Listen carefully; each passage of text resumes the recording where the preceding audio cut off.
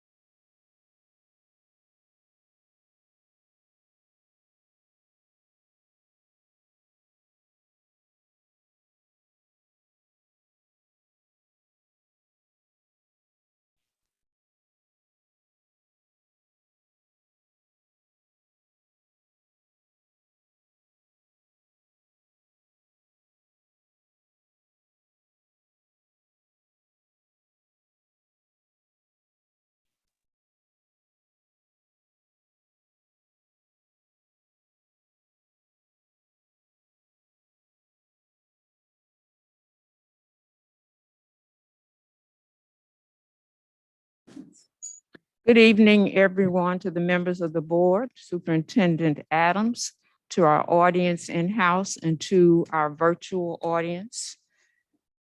I'd like to call this open session to order. Ms. Henry. Ms. Saunier.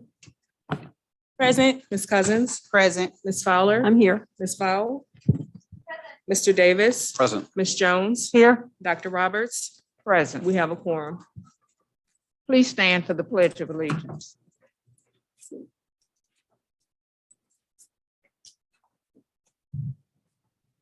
I pledge allegiance to the flag of the United States of America and to the republic for which it stands, one nation, under God, indivisible, with liberty and justice for all.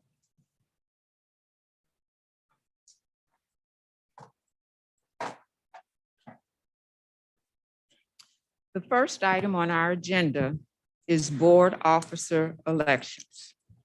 Dr. Adams will chair the meeting for the election of the new president. After that is finished, the new president will chair the remainder of the meeting. Dr. Adams, will you read the description of the duties of the president to begin the election process? Thank you, Dr. Roberts. Good afternoon. I'll read the description as well as the bylaws that governs this. At the meeting of the board held during the month of April each year, the board shall elect its officers, president, vice president, and secretary from among its members to include any members newly elected during April municipal elections. Nominations shall be made from the floor. No second is required, but one or more member may second a nomination to indicate endorsement. No one can nominate more than one person for a given office until every member wishes to nominate has had an opportunity to do so. Voting for an officer will take place immediately after nominations for that office are closed. In order for a member to be elected to an office, a majority of the entire board is necessary. In the case of a tie, the voting will be repeated until one nominee receives a majority vote. If only one member is nominated for an office, election may be by acclamation. The term of office is 1 year. There is no prohibition from a current officer being elected to serve in an office again. When an officer has been duly elected, he or she will take office immediately. The newly elected president of the board will assume the chair and continue the meeting until adjournment. If a vacancy occurs for any cause in any of the offices of the board, such vacancy shall be filled as soon as practical by the election of a successor for the unexpired term. The board may, by a 5/7 vote of the entire board at a regular business or special meeting, remove an officer for cause, including but not limited to violation of the board bylaws or the code of conduct. The duties of the officer, members, employees, and agents shall be defined by state law and by board bylaws, policies, and regulations. President, it shall be the duty of the president to preside at all meetings of the board, preserve order, enforce rules, sign all bonds, letters, agreements, deeds, and leases ordered to be executed by the board and appoint the chairpersons and members of standing and ad hoc committees. The president of the board shall serve as the ex officio member of any and all standing and ad hoc committees of the board. The president shall appoint the board's representatives to professional organizations in which the board holds membership. It shall also be the duty of the president to act as ex officio member of the Board of Trustees of the Missouri Garden, pursuant to the provisions of the last will and testament of the late Henry Clay. It shall also be the duty of the president each year immediately after the selection of a depository of the Board of Education for the succeeding year to notify the treasurer of the state of Missouri and the collector of revenue of the city of St. Louis to make all payments of money appropriated, belonging or distributed to this board to said depository as indicated by board approval. At this time, the floor is open for nominations. I nominate Matt Davis as president. I nominate Dr. Roberts to continue as president. I have a few remarks. Is that, I think the nomination is still open until it's Okay. closed. And then I think both parties will have an opportunity for a statement. I would like to nominate Ms. Tony Cousins as president.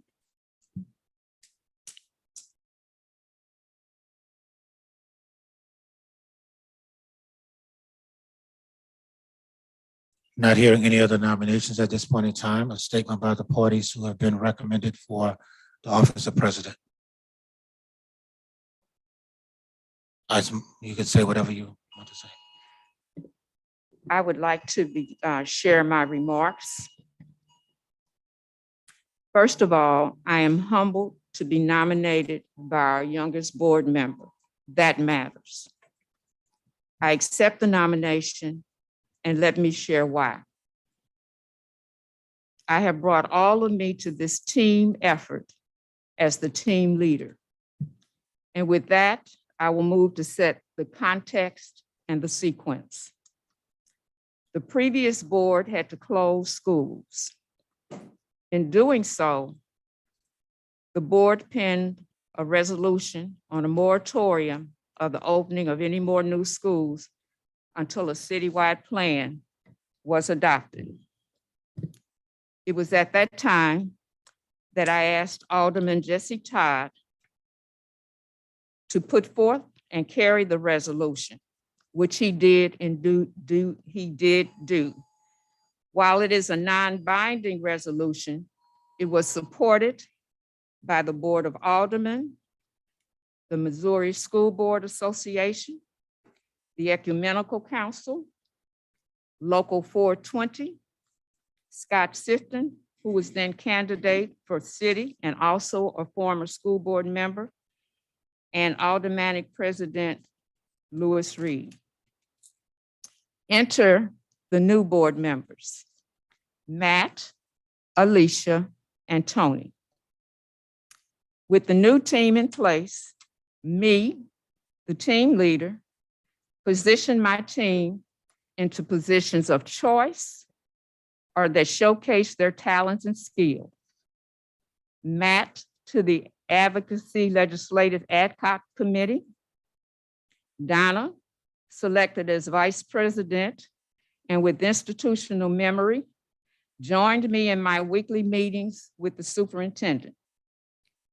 Her advocacy for North St. Louis laid the foundation for asking for a seat at the table with Mr. Neil Richardson of SLDC. They agreed to join our citywide planning. Natalie, a new mom, remained as director of the Missouri School Board Association. Tony and Alicia became co-chairs of the citywide plan, and Alicia went on to focus on TIFs, which was also an issue raised when our schools were closed. Matt added that to the Legislative Ad Hoc Committee. It was also at that time that the mayor's office supported the need for a citywide plan, but emphasizing that it must be inclusive. The inclusivity paralleled our own committee's priority. Afterwards, the mayor asked for periodic updates. Tony and I both met with key stakeholders. Joining that discussion of citywide planning were representatives from charters, parochial schools, and independent schools. I also encouraged the participation of the Urban League, the NAACP, and Affinia Healthcare, while Tony approached charter sponsors. When Tony's work on the citywide plan expanded and she needed more time, I moved to find a replacement for her on the retirement board, because that's what team leaders do. Regina, with her experience on other boards and her financial background, was the right fit for budget allocations and hard questions. She also chaired the governance committee. It was her concern for reading that inspired me to share with Dr. Adams the need for the individual reading success plan. As president, I serve on every committee, which helps me to identify areas of concern to be shared with the superintendent. Example, raising the minimum wage to $15, and finding a way to get staff paid who were the heavy lifters during COVID and kept our district working. I know this system well. I've worked in it at every level. I started as a classroom teacher for 10 years. I served as a preschool instructional coordinator for 2 years. I also served as a middle school instructional coordinator for 2 years. I was a writing enrichment teacher, an assistant principal for 1 year, a principal at Harrison Elementary, a principal at Williams Middle, Aviation and Aerospace Middle School, where I took my students to the Johnson Space Center so that they could be exposed and come back and replicate that.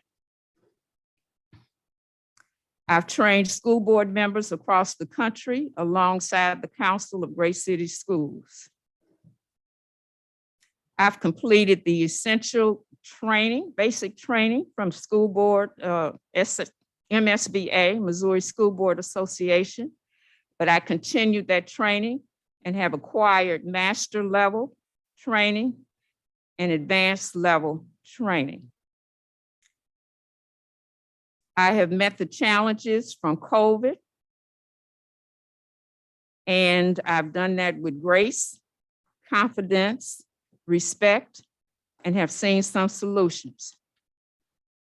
The board has partnered with and collaborated with the city to get much needed monetary support to our unhoused.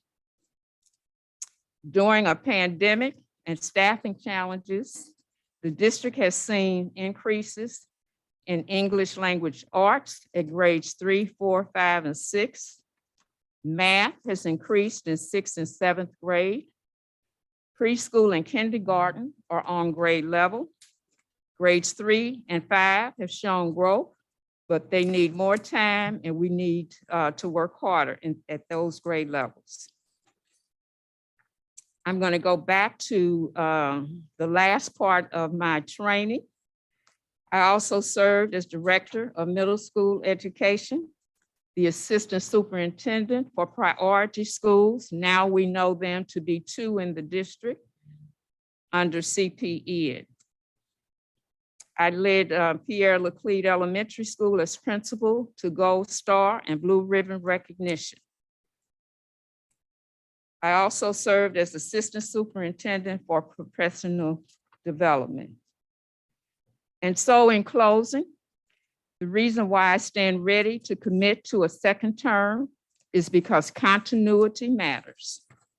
It matters in our homes, with our families, at the teacher level, at the principal level, and at the governance level.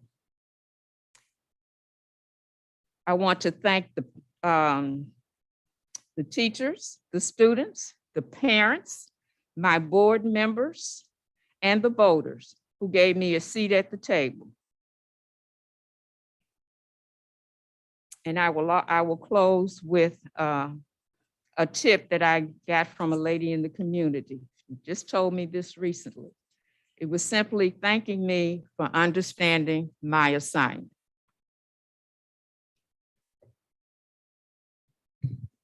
Thank you, Dr. Roberts. Mr. Davis. I don't have any prepared remarks. I'll always continue to think how strange this is of how this process works for these officer elections, that we have this conversation really for the first time in open in front of public. I have vastly enjoyed the challenges of this last year. Hopefully, I've proven myself as someone who comes prepared, that does the best to communicate, and really has been spending a lot of time advocating both down at City Hall and Jefferson City. We were there today. The 3 of us were there today, and we stayed to meet with some of the senators. I just want to point out one thing, and that, you know, I love you, Dr. Roberts, and I've enjoyed working with you, and I feel like you're a mentor to me. One thing that I think might be a conflict going into this is that you are up for election, your seat is up for election in November, and you are campaigning.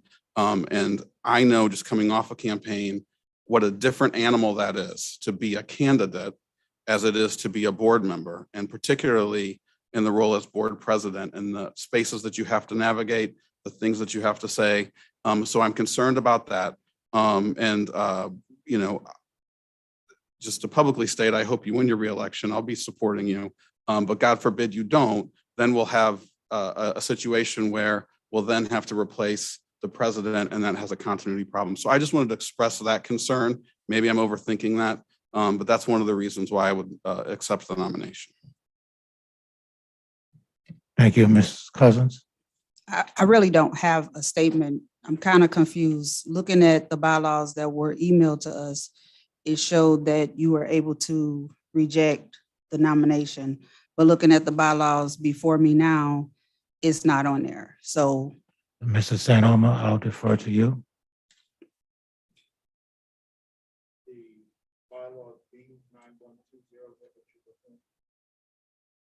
yes, on the bylaws that's before me now, it looks like I'm not able to, I don't want to say denounce or not accept my nomination. But from the emails and the bylaws that were sent, the revised bylaws, I would be able to reject my nomination. So I'm trying to say, is there a way that I can reject the nomination? Okay. Okay. So at this time, I would like to decline. So just a point of clarity, that I totally respect that, Tony.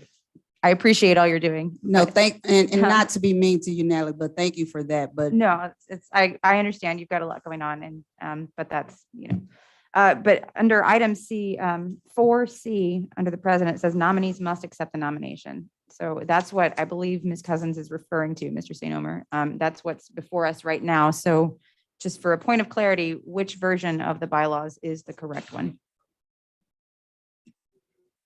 Yes. Could you use your microphone, please? Sorry. This is a written procedure. It is not a specifically adopted bylaw. This is the adopted bylaw. It is, as an individual, has a right to decline a nomination as an individual. That's a personal right. A person doesn't have to be obligated to serve if they are not interested in serving. Got it. Thank you. Thank you for that clarity. thank you. Can I ask a question? I think it allows us to ask questions and have discussion. I guess the one question I have, and before I ask the question, I just want to make I want to preface my question with a couple of comments. St. Louis City Public Schools, as you know, is a challenging school district, and we in an urban area, and our population, school population, consists of a large population of minority children, Black and white, Black, brown children. And over, one thing I've learned since being on this board is that there's a sense that there are disparities between what happens in North St. Louis schools and schools in other areas, Central West End, South St. Louis. And my question for the two now people who are running is, what experiences do you have in education, or life experience do you have with working with the marginalized community? And how would those experiences, and before I ask the second question, I'll repeat them. I just want to say this. One thing I appreciate about Dorothy Rose Collins is that two things. One, she was an educator, and I thought that was very important, that she was passionate about education, but she also worked in North St. Louis, and she understood that population, I felt, and I appreciated that. So that leads me to the question, because I think our president has to be really in tune with the entire city population. What experiences in your work in education do you have working with the marginalized population? And also, how do those experiences that you've had, how will they help you bridge the gap between the disparities that we've been talking about between those schools in the marginalized areas and the other schools in our district? Can you guys answer that for me? Because I think that's important for me to know before I vote. Regina, that's an excellent question. And so my entire career has been with marginalized young people in North St. Louis, as well as a teacher who was moved to South St. Louis to satisfy the segregation. And so it's about being able to communicate directly with the kids, that they can feel the love that oozes off of your presence, to meet them where they are, to engage them not only academically, but we want to develop their social skills, their life skills. We want them to be excited about coming to school. And it's about making them comfortable to come up to you and give you a hug. It's about identifying their strengths and weaknesses for them so that they actually know what they need to work on, so that they can in turn talk with their parents and say to them, I can read very well, but I'm having a little trouble decoding. And so that was why your recommendation for an individual reading success plan was crucial. And I'm a product of North St. Louis. That's my neighborhood. So the second part of the question was, how do you use those experiences to bridge the gap that exists between the marginalized schools and the other schools? And that, again, is a very good question. It's about letting them know that all kids know that I believe in them. We had a program sometimes back that was called Pairing and Sharing, where we put together kids from all backgrounds and all schools so that they could learn about one another. And so it's about exposing them to the broader community through field experiences. I mentioned very briefly that I worked at Williams Middle. We decided to become an aviation aerospace school so that we could introduce kids to all kinds of careers, but also to expose them not only to McDonnell Douglas at that time, but to also take them to Huntsville, where the the training is done for space missions, and finally to take them to the Johnson Space Center so that they could actually see what goes on in that arena, if that answers your question.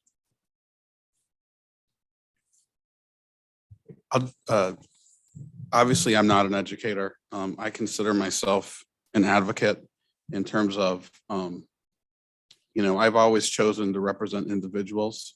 And I currently represent individuals who have been affected by gun violence.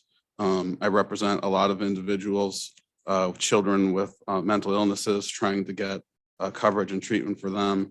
I'm passionate about those two things, and I've made it essentially my life's work at this point.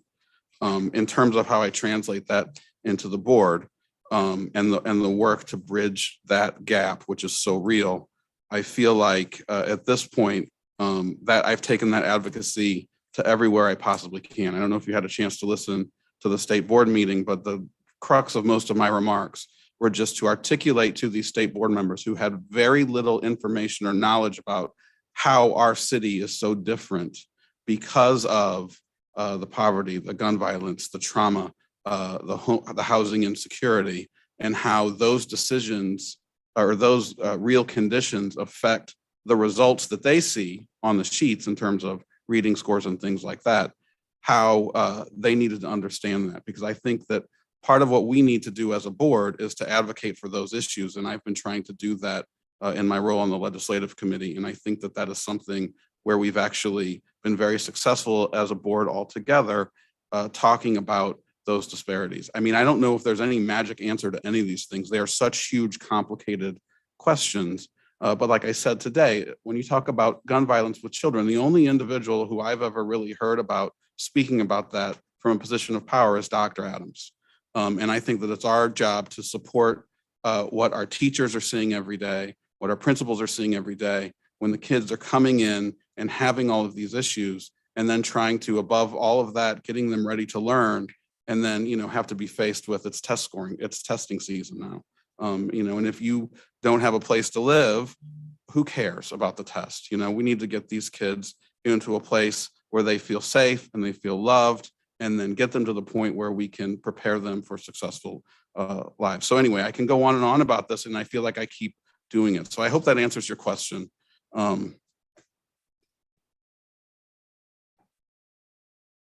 there any other questions? Ms. Williams, if you would take the vote, I think, take the vote at this point in time.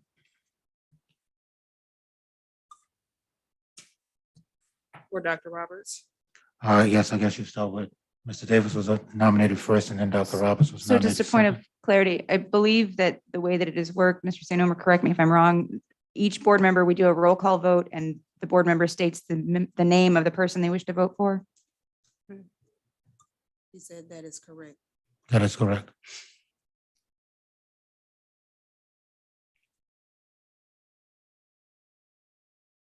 So she just calls out the names and then we vote? Okay.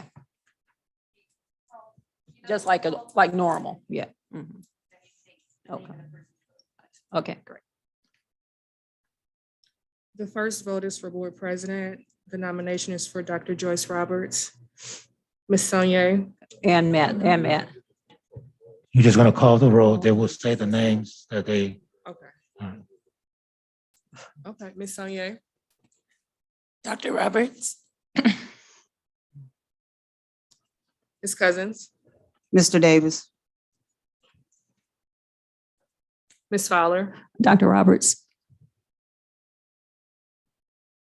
Ms. Val, Mr. Matt Davis, Mr. Davis, Matt Davis. Ms. Jones, Matt Davis, Dr. Roberts,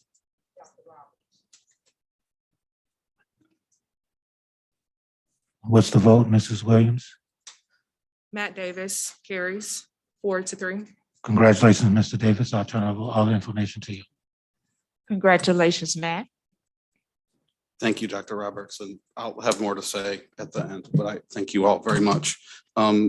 Next, we will go to the role of vice president, and I will read the description of vice president. In the absence of the president, the vice president shall serve as president pro tem and perform the duties of the president. In case of a vacancy in the presidency through death, disability, absence from the country, or other situations rendering the elected president unable or unavailable to perform the duties of the office, the vice president shall serve as president pro tem until the president resumes the office of the board, or the board declares the office vacant and elects a president to serve out the term. Absence of the president and vice president in the event of vacancies in the offices of both president and vice president, or in the event or absence of disability on the part of both president and vice president, the immediate past president shall serve as president pro tem and shall perform all the duties of the president. In the absence of the immediate past president, the next preceding past president shall serve in reverse order for the service as president. We'll now open the floors to nomination for vice president. I would like to, oh, sorry. I'd like to nominate Tony Cousins. I would like to second that nomination.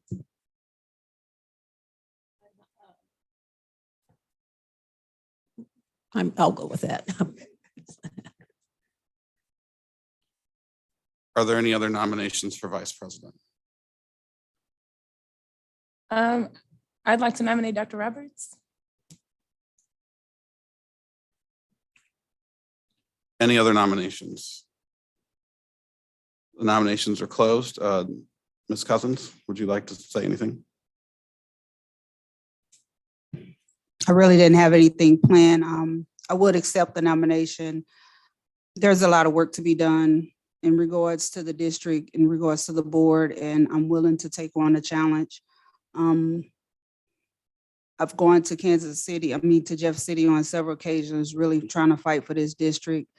And right now, more so than ever, we need to start fighting locally for the district. And I feel with the skill sets that I have that I can really bring that level of support to the board as well as the president of the board.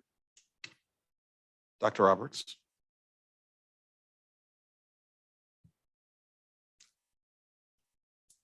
I will not accept the nomination at this time. Any other discussion, questions, or comments? According to the bylaws, if there's only one nomination, we can do it by acclamation. So, yes, Oh, ma'am. I move that we accept Ms. Cousins by acclamation. All in favor of Ms. Cousins serving as vice president? Say aye. Aye. Aye. All opposed? The ayes have it. Congratulations, Ms. Cousins. We'll now move on to the role of secretary, and I will read the description of secretary. The secretary shall execute such documents and perform such acts as are required to be executed and performed only by an officer appointed by and directly responsible to the board. The secretary shall have custody of the books of record of board proceedings and perform such other duties as the law requires and the board assigns. The secretary shall promptly furnish copies of all communications directed to the board to each member. Whenever possible, such copies should be furnished in time to be presented for board action, if appropriate, at the next scheduled administrative regular business or special board meeting. It shall also be the duty of the secretary to cause written responses to be made to questions or requests for information made by speakers at board meetings when such questions or requests are not answered at the meetings. We'll now accept nominations for the position of secretary. I nominate Ms. Jones as secretary. I'd like to second that nomination. Any other nominations for the role of secretary? Nominate Leisha Saunier. Any other nominations? We'll close the nominations. Ms. Jones, would you like to make any remarks? I'd just like to say I'd work very hard in the role of secretary. I feel like we're in a critical role at this time, and there's a lot of work to be done. And I just want to thank you for the nomination. Thank you. Ms. Saunier? I'm thankful for the nomination. This is just, I have a lot of respect for every single one of you all as board members. So this is just like super weird to me. I consider it a privilege, especially as the, probably the youngest board member we've ever had to serve with you all. And I know how important this work is, and I know how important education is. And one of my favorite parts, even though it's one of the most stressful parts sometimes, is public hearing. But I think that role of secretary is important because you're supposed to make sure that the voices are heard by all of us. But at the end of the day, it's always a privilege and an honor to serve regardless. Any other discussion, questions, or comments? So, Ms. Williams, I'll ask you to call the roll. And again, as she calls your name, the nominees are Ms. Jones, Ms. Saunier. Please voice your selection.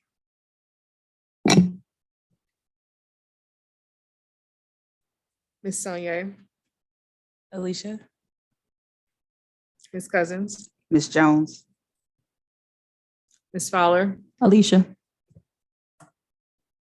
Ms. Vowell, Ms. Donna Jones. Mr. Davis, Ms. Donna Jones. Ms. Jones, Donna Jones. Dr. Roberts, Ms. Saunier. Ms. Donna Jones carries as secretary 4-3. That concludes our board officer elections. According to the agenda, we have student staff recognitions.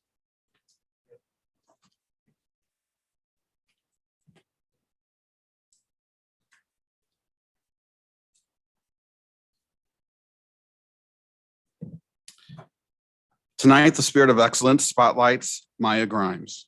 Maya, a senior at Metro Academic and Classical High School, is a very busy person.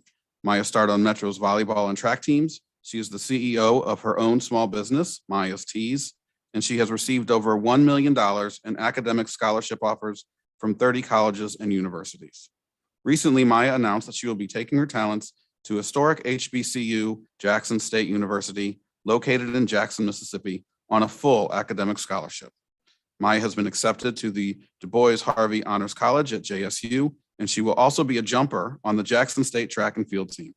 Last summer, Maya finished 36th in the nation in the triple jump and 64th in the nation in the long jump for the 17 to 18-year-old women's bracket. Maya, we are so proud of you and what you've accomplished, and we know this is only the beginning. Please give a round of applause to Maya Grimes.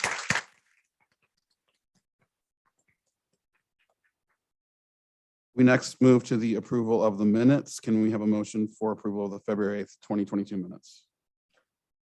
I move for approval of February the 8th, 2022 minutes. Second. Ms. Williams? Ms. Sonier? Ms. Cousins? Yes. Ms. Fowler? I'll abstain. I was not here. Ms. Val? Yes. Mr. Davis? Yes. Ms. Jones? Yes. Dr. Roberts? Motion passed.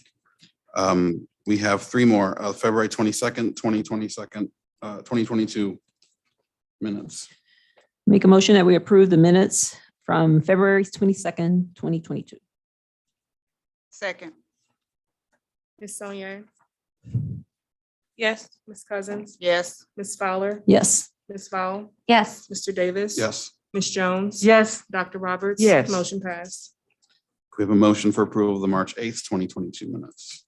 Make a motion that we approve the minutes from March 8th, 2022. Second. Ms. Sonier? Yes. Ms. Cousins? Abstain. Ms. Fowler? Yes. Ms. Val? Abstain. Mr. Davis? Yes. Ms. Jones? Yes. Dr. Roberts? Yes. Motion passed. And one more, can we have a motion for the March 29th, 2022 minutes?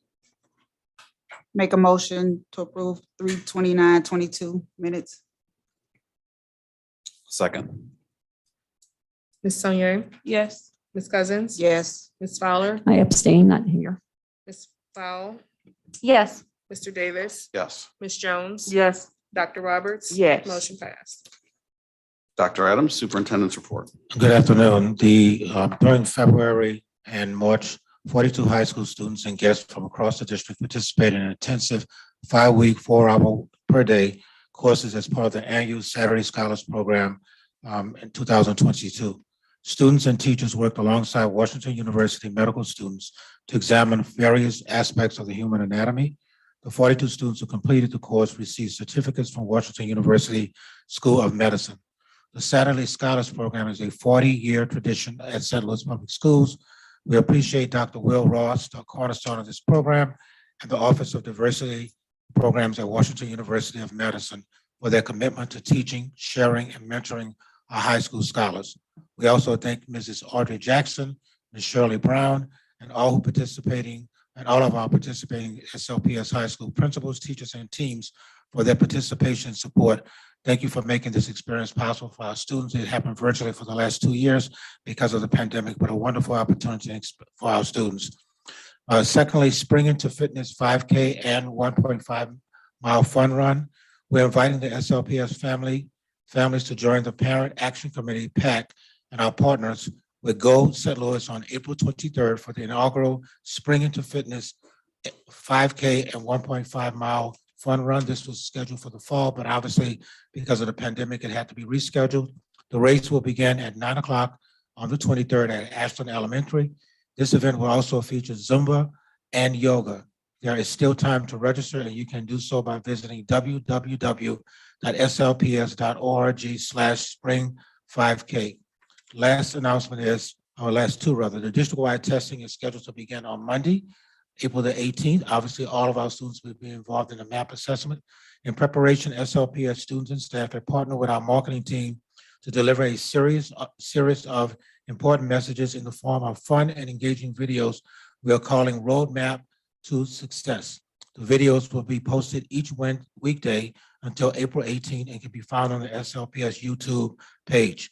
Lastly, and this occurred on Saturday, the American Rescue Fund delivery to homeless.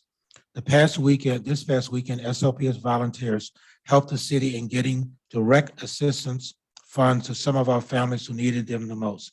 Families were helped through the American Rescue Fund application process to receive $500 in COVID fund from the city of St. Louis. Nearly 500 families were processed during the event. They were SLPS families that took place in this room last Saturday. In case you want to know, that amount is, that was $250,000 that was dispensed to families from SLPS on Saturday. Our volunteers were thrilled to assist in providing this boost to our SLPS targeted families. Most of those families were families that were identified as being homeless or unsheltered or unhoused. So I want to thank Ms. Deidre Thomas and our team for this effort and the work that took place. At this point in time, we have several presentations. I'd like to ask the treasurer to come forward, Mr. Adam Lane, for the presentation. You received a copy of it, and an update copy should be on your desk, but you received an electronic copy as well. Mr. Adam Lane, former board member, who is before us at this point in time. Thank you, Dr. Adams. Good afternoon, members of the board and the public. So my name's Adam Lane, and I'm here with Barb Davis, and I'm the treasurer for the city of St. Louis, and Barb runs our College Kids program. So what we do is we have an MOU with the district, and we run and operate this program, which I'll provide more information about. But one of the things that we haven't been able to do since before the pandemic is provide an update. So since, just like the school year goes around every year, so does our program. So we just like to update this body in this district about what we've been up to, where we currently are. We also want to go over just some of the successes, challenges, and then open up to any questions that you have, as well as share some things that we're developing for the future.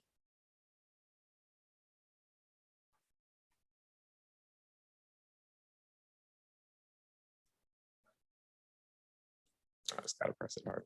Okay, cool. So I'll share a little bit about the program vision and goals, how it works, how it's funded, what current funds are available, and what students have saved. I'll give you some data around that as well. We even have some school celebrations and some school shout outs. Then again, go into those accomplishments and challenges, and then just some things that we have planned coming up that we are excited about, and open it up to any questions.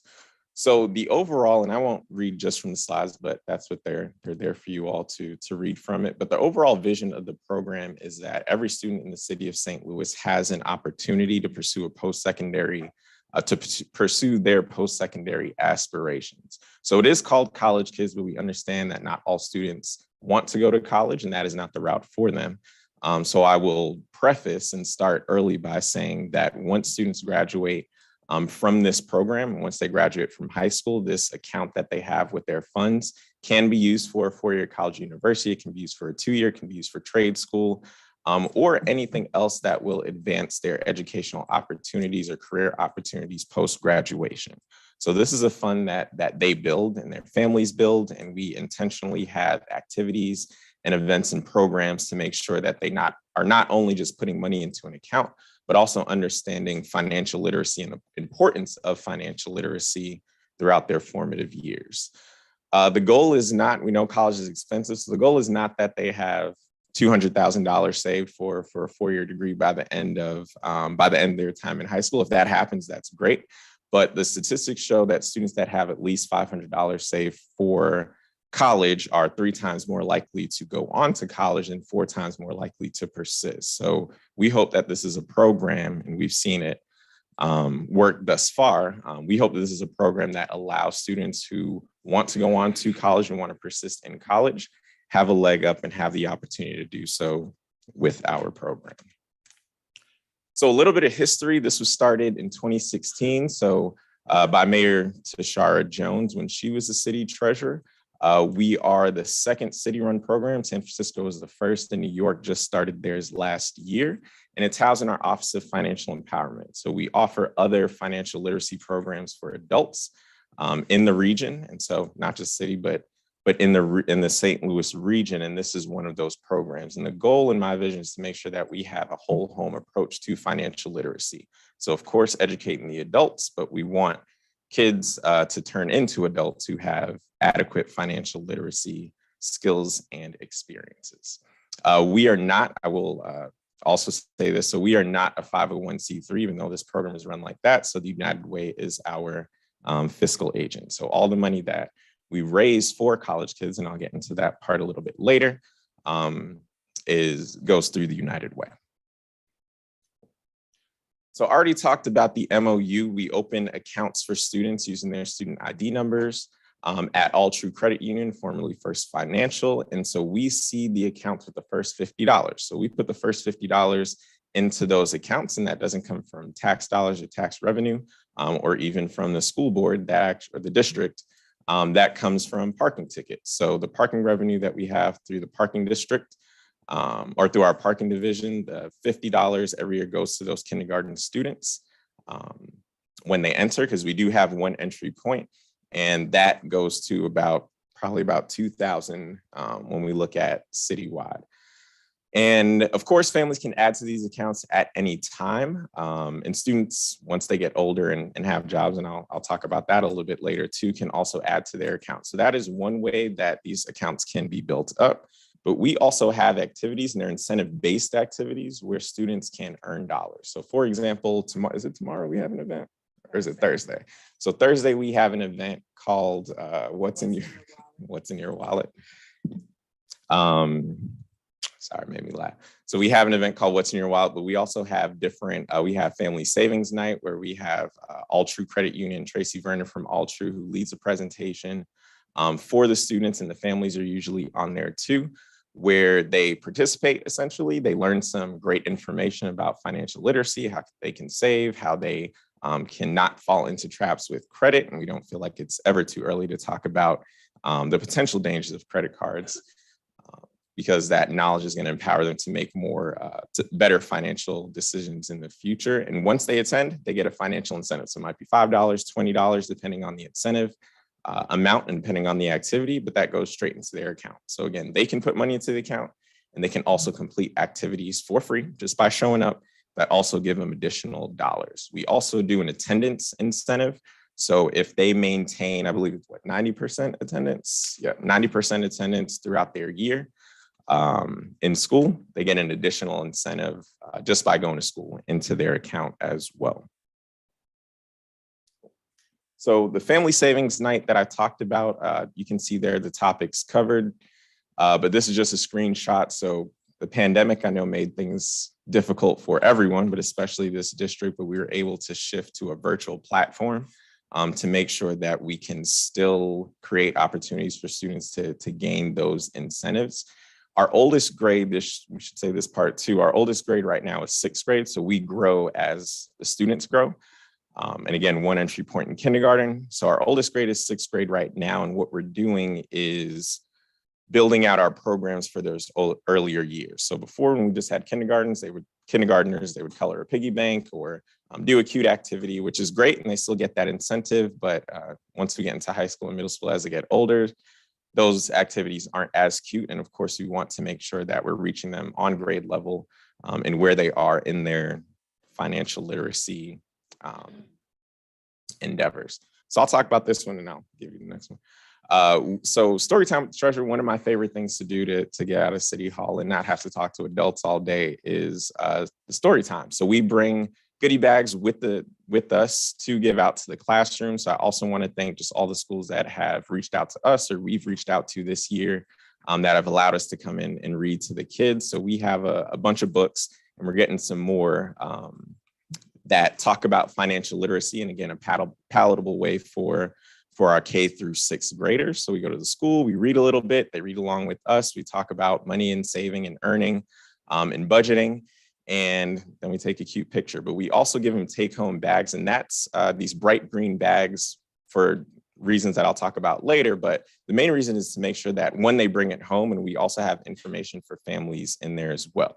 Because what we're seeing is, as much as we promote and as much as school partners promote and the district promotes as well, there are families that still don't know about College Kids. So these are dollars that families are missing out on. And again, they're free dollars, and we want to make sure that they get them at every turn. We also have a bunch of engagement activities, and I'll let Barb talk in a little bit more detail about those. Good evening, everyone. So can you all hear me? Okay. So the first picture you see up top is Treasure Lane with a couple of our students. We attended the St. Louis Cardinals game last year. We had about, I would say, 80 that participated in the game. So it was just a fun way to connect with our families. So we really appreciated them coming out and hanging out with us. What we've initiated last year is student and teacher recognition. So what we do is we have a nomination form we send out so they can nominate a student for just exemplifying good behavior, exemplifying being good leaders, and then also to recognize teachers. They have, a lot to deal with, and we just want to make sure that we highlight them. So what we do on our social media, we will have a picture, we'll put them in our newsletter. That will be the student and the teacher. So if you have not followed us, we're on Instagram, STL College Kids. We send out quarterly newsletters, and then you can always visit our website, Office of Financial Empowerment, or either Facebook. We do trivia nights, and then also actually trivia on our Instagram. So you'll see that as well. So on Tuesday, we do a trivia, and on Friday, we do trivia. So basically, we'll have a financial literacy question. Families can answer those questions, and then we provide them with the prize. We did trunk or treat last year. That was really cool. You see the picture to the right at the bottom. We did deck the halls. So we had Santa Claus, Mayor Jones Treasurer was there. We had giveaways, and it was just a cool way to kind of connect with the families again. We're in preparation of scheduling some summer activities, and we'll be doing a city tour this year as well. Thanks, Barb. And then some numbers because I like them. 13,000 plus students that are in K through 6 that are currently enrolled in the program. And we do, speaking to some of the data that'll come later, blanket enrollment. So there's no criteria, eligibility criteria for students to be enrolled. We just get the enrollment data in kindergarten. And then we also check on that data every year from grades 1 through 6 and subsequently 7, 8, 9, 10, 11, 12. To make sure students are still enrolled because we understand the transience of our region and our school district. So we just want to make sure they're still enrolled and know where they are to continue to keep them in the program. So again, there are students right now, and hopefully they're seeing this, and we're going to continue to get out the word, and we want the schools to as well. There's students right now and families right now that are in the program. They have money sitting in their account, at least $50, and they don't know about that. So we want to make sure that they know about this so that they can be more empowered to make better or make their best financial decisions and create a savings plan if they need to, all things that we offer within our office. Total in the program, we have $1.4 million saved and earned by College Kids students total, and a great shout out to Gateway Elementary. They're our highest performing SLPS school, and total they have 47,000 saved for college.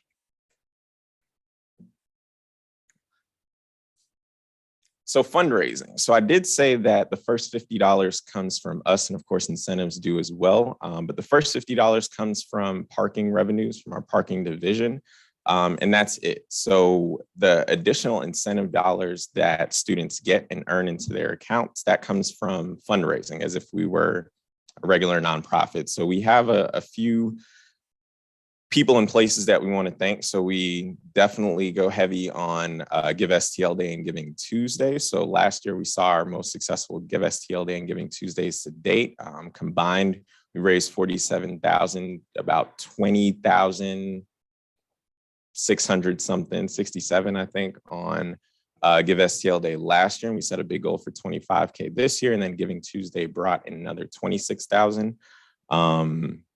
Where else? And then Clayco, we were lucky to, or grateful to receive the Juneteenth award from them. So we got another $20,000 from them. And then also our bank partners for the city and the restaurant Chowbound just last month let us have a fundraiser. And so we're very grateful for the partners that we have, people who have recognized the work that College Kids is doing and is willing to support students' financial or educational futures by financing them today.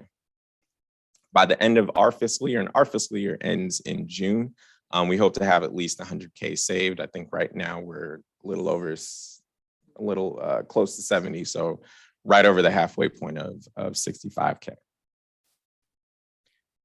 So room for improvement. I know a lot of times organizations from experience come up here and talk about all the great things that happen. And we want to know what the room for improvement is. So again, when you have a blanket program like this and everyone's enrolled, not everyone participates. So our biggest room for improvement is just engagement among the participants, but also among the schools. So we have schools that will, call us all the time, or we'll call them for information, and they'll let us know what we need, and we'll show up. and everything will go well. And then we have schools where we're reaching out over and over, trying to give them free money, trying to give the kids free money, and we're not getting the connections that we need. And we understand that people change roles and school staff are very busy, but we really want to just get the information and the awareness out there. So we have all the packets, we have, all the emails that we need to send. And we also do a newsletter as well that goes out to make sure that everyone is aware of all the opportunities that they have to get these incentives. But we know sometimes that gets lost in communication. And then next thing you know, it's the end of the year and kids are a year older. So our biggest push is to make sure that we increase engagement, and COVID did make that tough, but now that we are able to show up a little bit more, we are taking every advantage to do that. We didn't talk about this, but we had a book drive for Martin Luther King Day, and we got over 1,000 books. Our goal was 500. We got over 1,000 books. So in addition to going and reading to students about financial literacy, we also bring about 100+ books to every school that we go to replenish libraries, give out to students. And we're working on some new partnerships with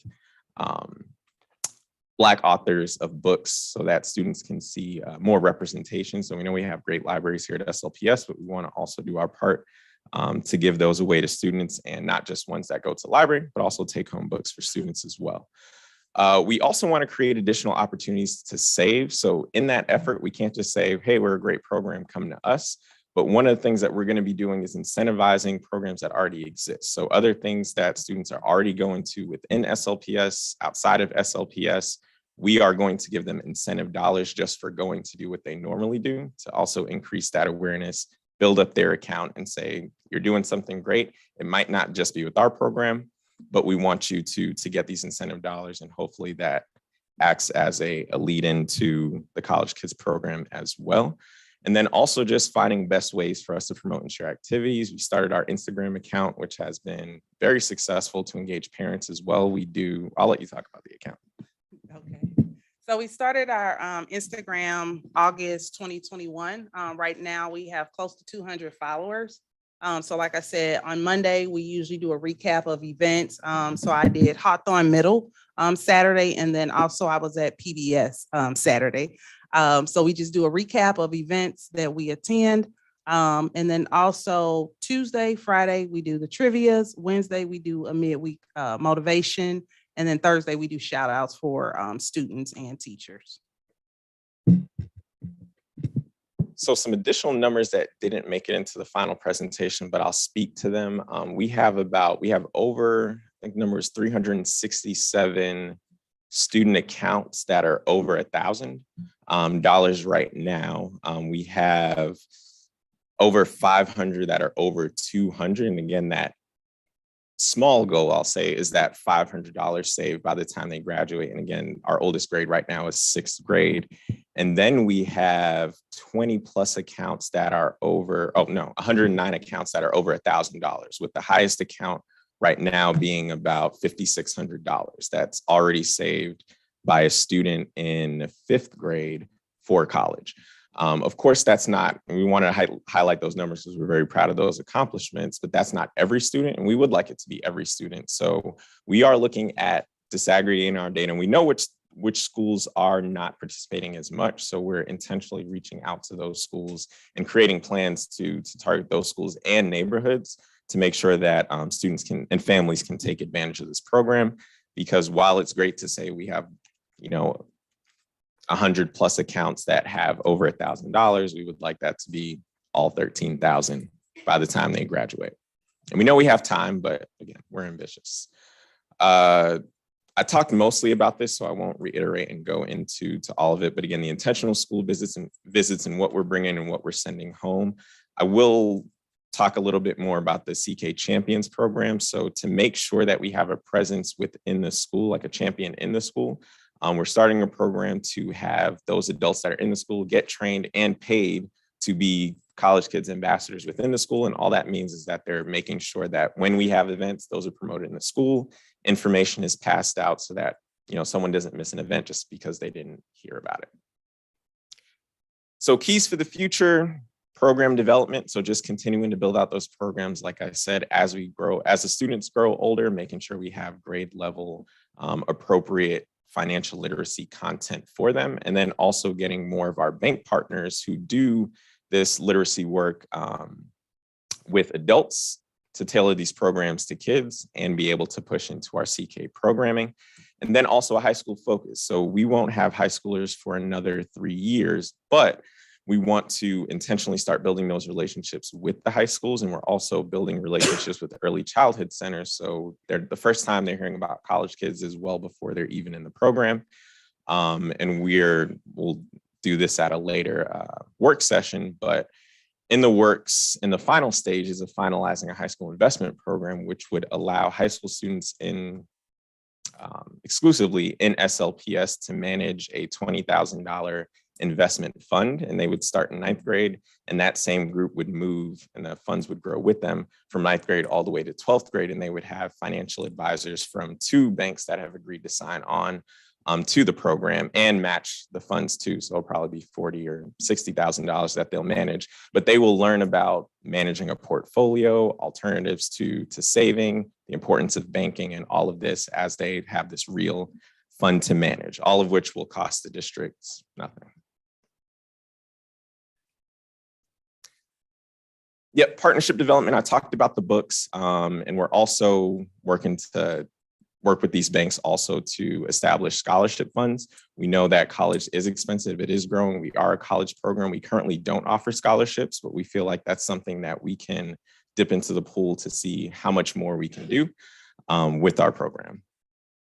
So that's it. I know we talked a lot. I apologize after, but not in advance for it, but I also wanted to leave our contact information. And there's a QR code too, if there are families out there at home or viewing online, that you can click on that. It'll go straight to our website and you can request more information, or you can email us directly. There are socials as well to get more information. We make sure that we make sure that we stay as accessible as possible.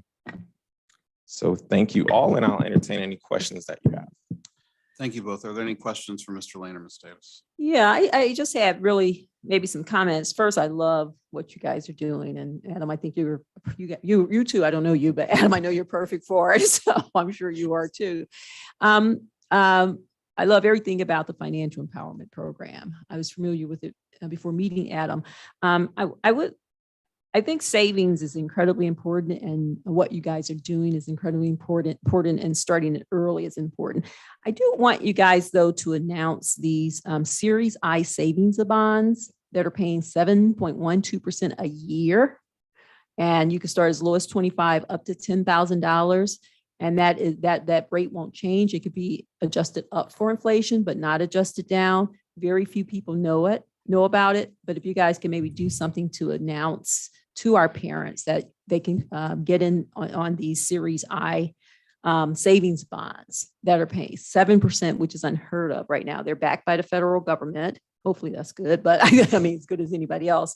And but this is through April 2022, and then the rate will adjust after that. So if you guys will announce that to our parents. Will do. And that's a great point. And we also, what I forgot to mention, in addition to our account, we know there's the Most 529. So that's something that we promote. And a lot of our college kids families have dual accounts. So they have a college kids account and a Most 529. I have a question.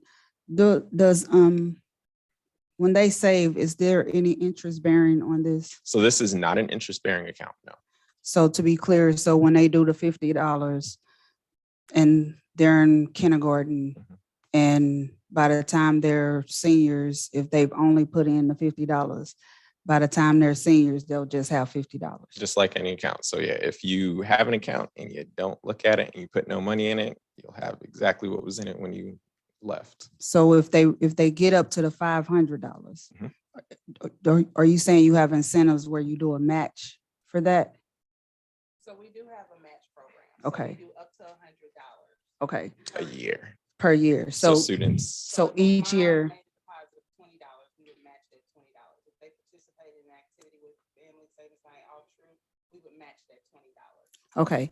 So hypothetically, say you're in kindergarten, the parents are, putting money in, you guys are matching, you're working with them, and say they get in 10th grade and something happens, and I don't want to wish any ill things on them, but something happens where they need some emergency money, will they be able to pull money from this fund? And if they're pulling the money, will they be penalized? So say hypothetically they need, I mean, let's think now what we're dealing with COVID, and their back is against the wall and they see this savings account and they have about $500 and their electric bill is $200. If they take the $200 out, are they going to be penalized for Well, taking money? they wouldn't be able to. So They just wouldn't be able like, to. you know, how AmeriCorps offers an Ed Award, you can only use it for education. Same thing for this. Since it's a college saving account, it can only be used for college expenses or educational expenses. Okay. And then also just mathematically with it not being interest bearing. So one could argue, well, I'll just go put it in an interest bearing account, which you could. But in interest, you know, even if I have $500 now, in terms of a bank savings account with interest rate, is not going to match a $100 that I'm going to get a year. So even though it's not interest bearing with incentives, if that were the interest, it would be 10,000%. But given if you had a savings account Mhm. and say you put $50 in there and you keep putting money, it does draw some level of interest in your savings account. It does. If you put $50 in a savings account and then waited 10 years, you wouldn't have $60. I guess it would depend on the bank and which savings, what interest you have, but I mean, I get what you're saying. Yes. We would also provide resources. So I'm a social worker by trade, so I also have connections. I can give them- I'm sorry. We would provide them with resources. So if somebody called me and say, hey, Barb, rent, food, things like that, we'll provide them with resources. So on our OFE website, we have links to all types of organizations that provide resources. So it sounds like you're using this as, like you said, the financial literacy piece, but you're also able to offer wraparound resources and services if they're a part of this. Yes. Okay. Yes, I want to thank you so much for the presentation. You know how I feel, Adam.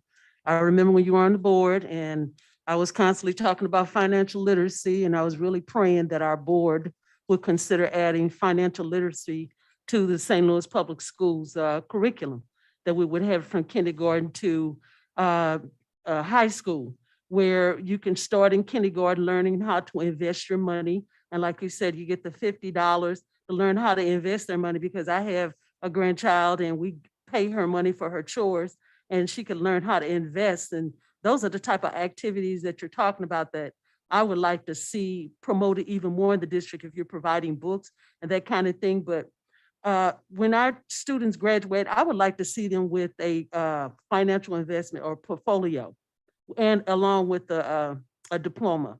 And I think that's really important, because I know $50 is $50, $100 is $100. But when our students learn the true value of money over a long period of time, it will make a big difference in their life. So what you're doing does make a big difference in our students' lives. But right now, our students want to make money.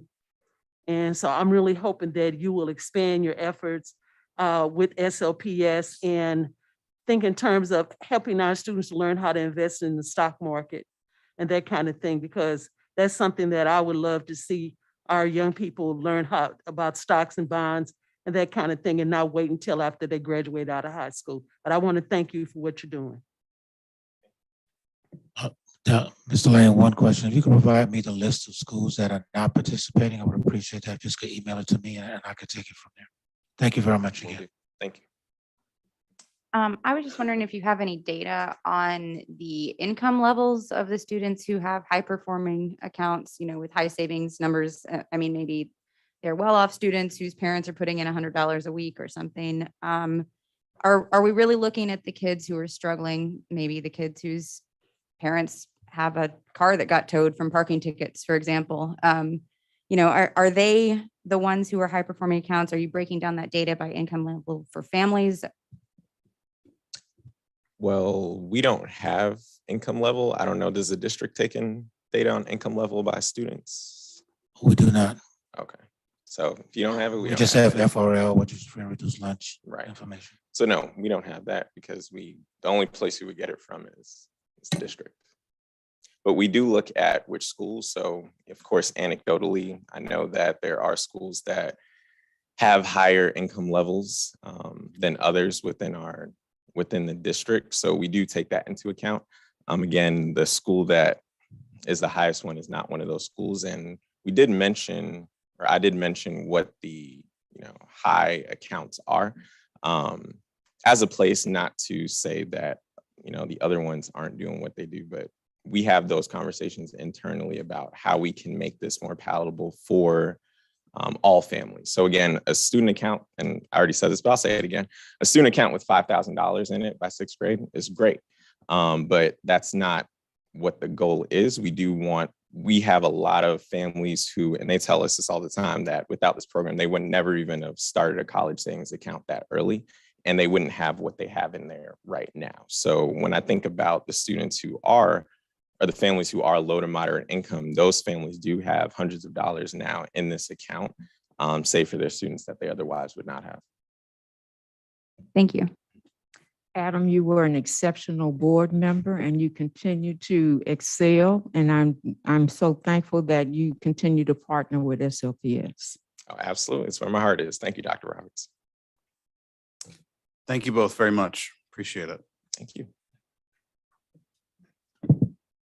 At this point in time, we'll follow up Ms. Food Service presentation, Ms. Santiago. Yeah, I'm kind of moving around, if that's okay. I'm saving technology for last.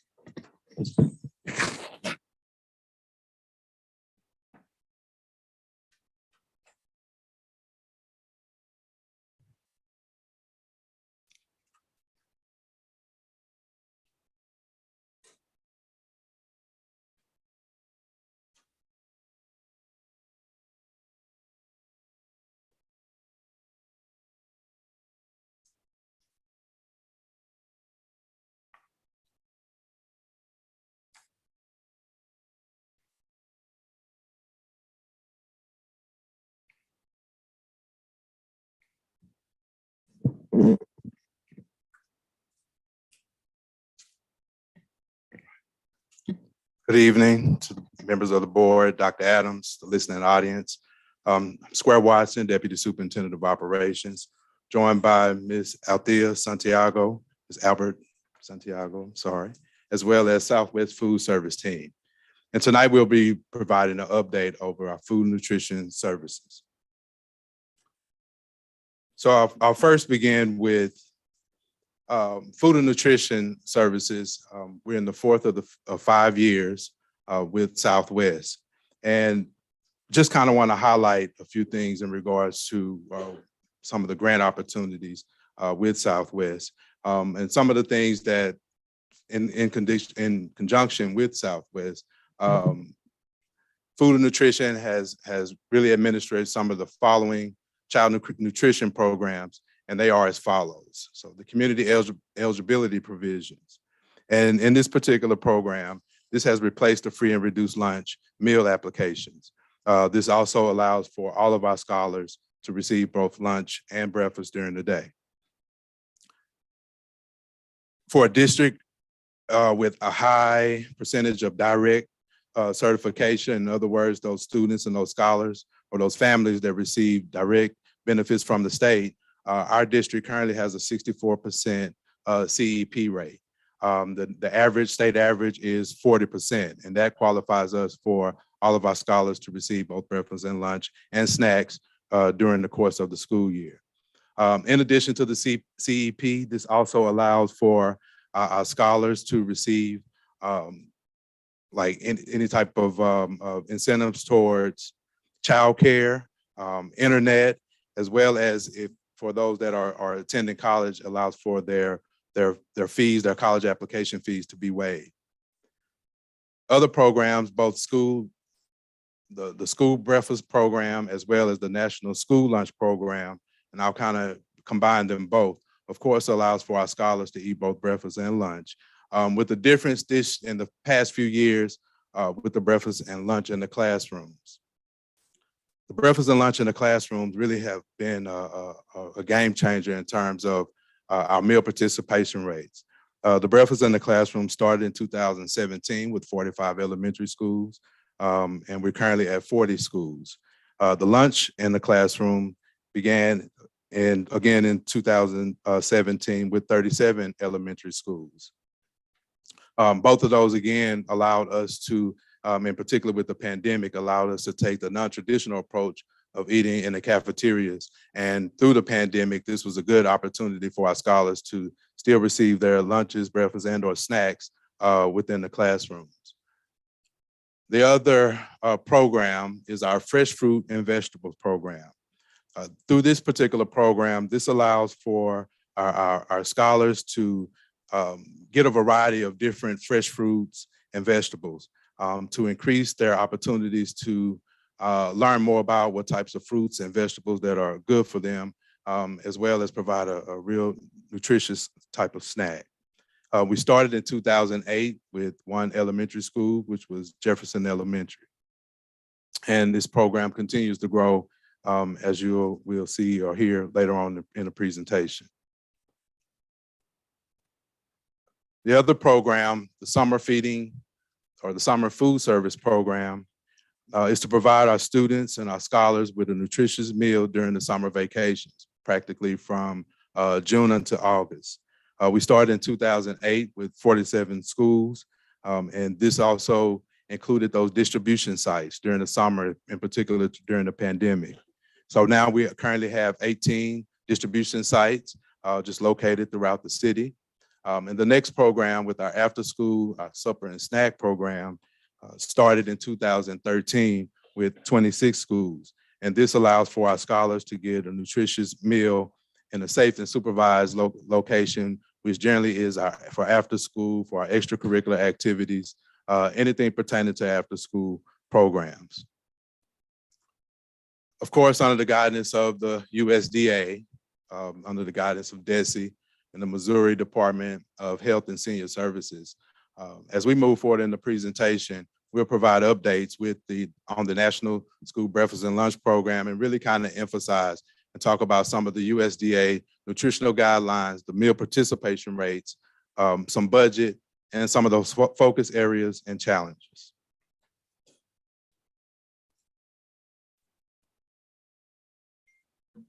So the next slide you see shows somewhat of a comparison of last year, 2020 and 2021 compared to where we are currently.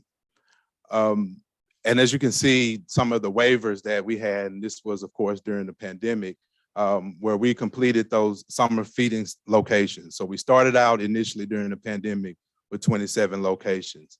And just throughout as the pandemic somewhat, we're still in it, but as it somewhat kind of lessened or lightened, we decreased from 27 down to 18. This allowed for our parents to actually come to some of our distribution centers and sites and come pick up food through the non-congregate meal service, and which was also somewhat designed to kind of promote social distancing. So during the pandemic, a lot of these particular waivers that were presented from the USDA and of course through DESE and those other organizations really kind of allow for us to feed our scholars during the summer months and ensure that our community, our parents and stakeholders were able to pick up a meal during the pandemic. The other piece in regards to the fresh fruit and vegetable program, again, initially or last year, we had 44 elementary schools. And with the closing of the schools that we decommissioned last year, now we're down to 40 elementary schools for the fresh fruit and vegetable program. The grant total has been over $594,000. And in total, that I failed to mention earlier in regards to some of the grants that in conjunction with Southwest, we have amassed over $4,741,766 in total grants since our partnership with Southwest, dating going back from 2014-15 school year, I want to say. Now to the right side where you see where we currently are, we still have our community eligibility provision. which again allows for all of our scholars to eat both breakfast and lunch during the day. Also started the Seamless Summer Option Program, and it's somewhat not necessarily a replacement, but it's just kind of a feeder from the summer food service program, which this allows for, again, our scholars to eat and continuously eat during the summer months as we kind of went into the school year. This did allow for an increased reimbursement rate, which the team will kind of address and talk a little bit more about. Again, we continued our meal pickups at those distribution sites.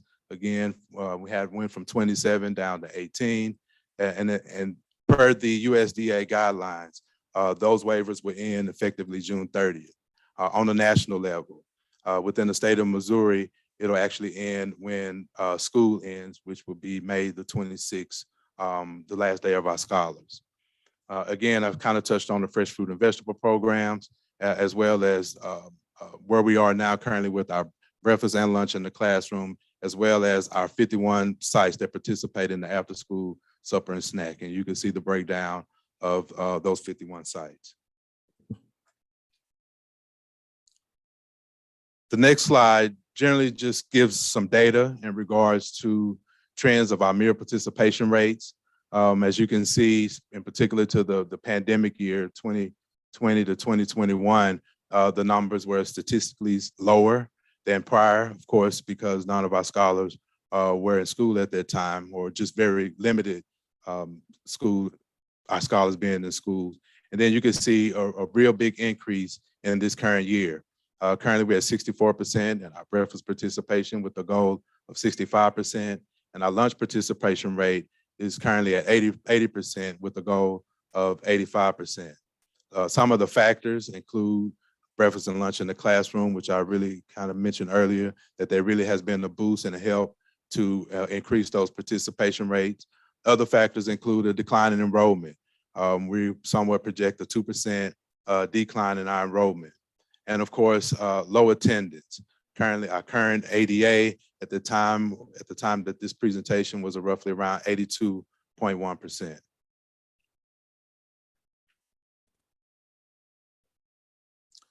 This next slide just really wants to give an update in regards to our budget. And the items that you see are the number of meals that have been served. And you again see the trends going back from 2019, 2020, 21, of course, the pandemic year. So you could definitely see a decrease in the number of meals served. And then where we are currently now at 4,431,660 in terms of the number of meals that we have currently served or projected to serve until the end of the school year. Of course, the revenues are as follows, as you can kind of read from the slide. And you can see for this year, we're projected at around 15,317,298, as well as our expenditures.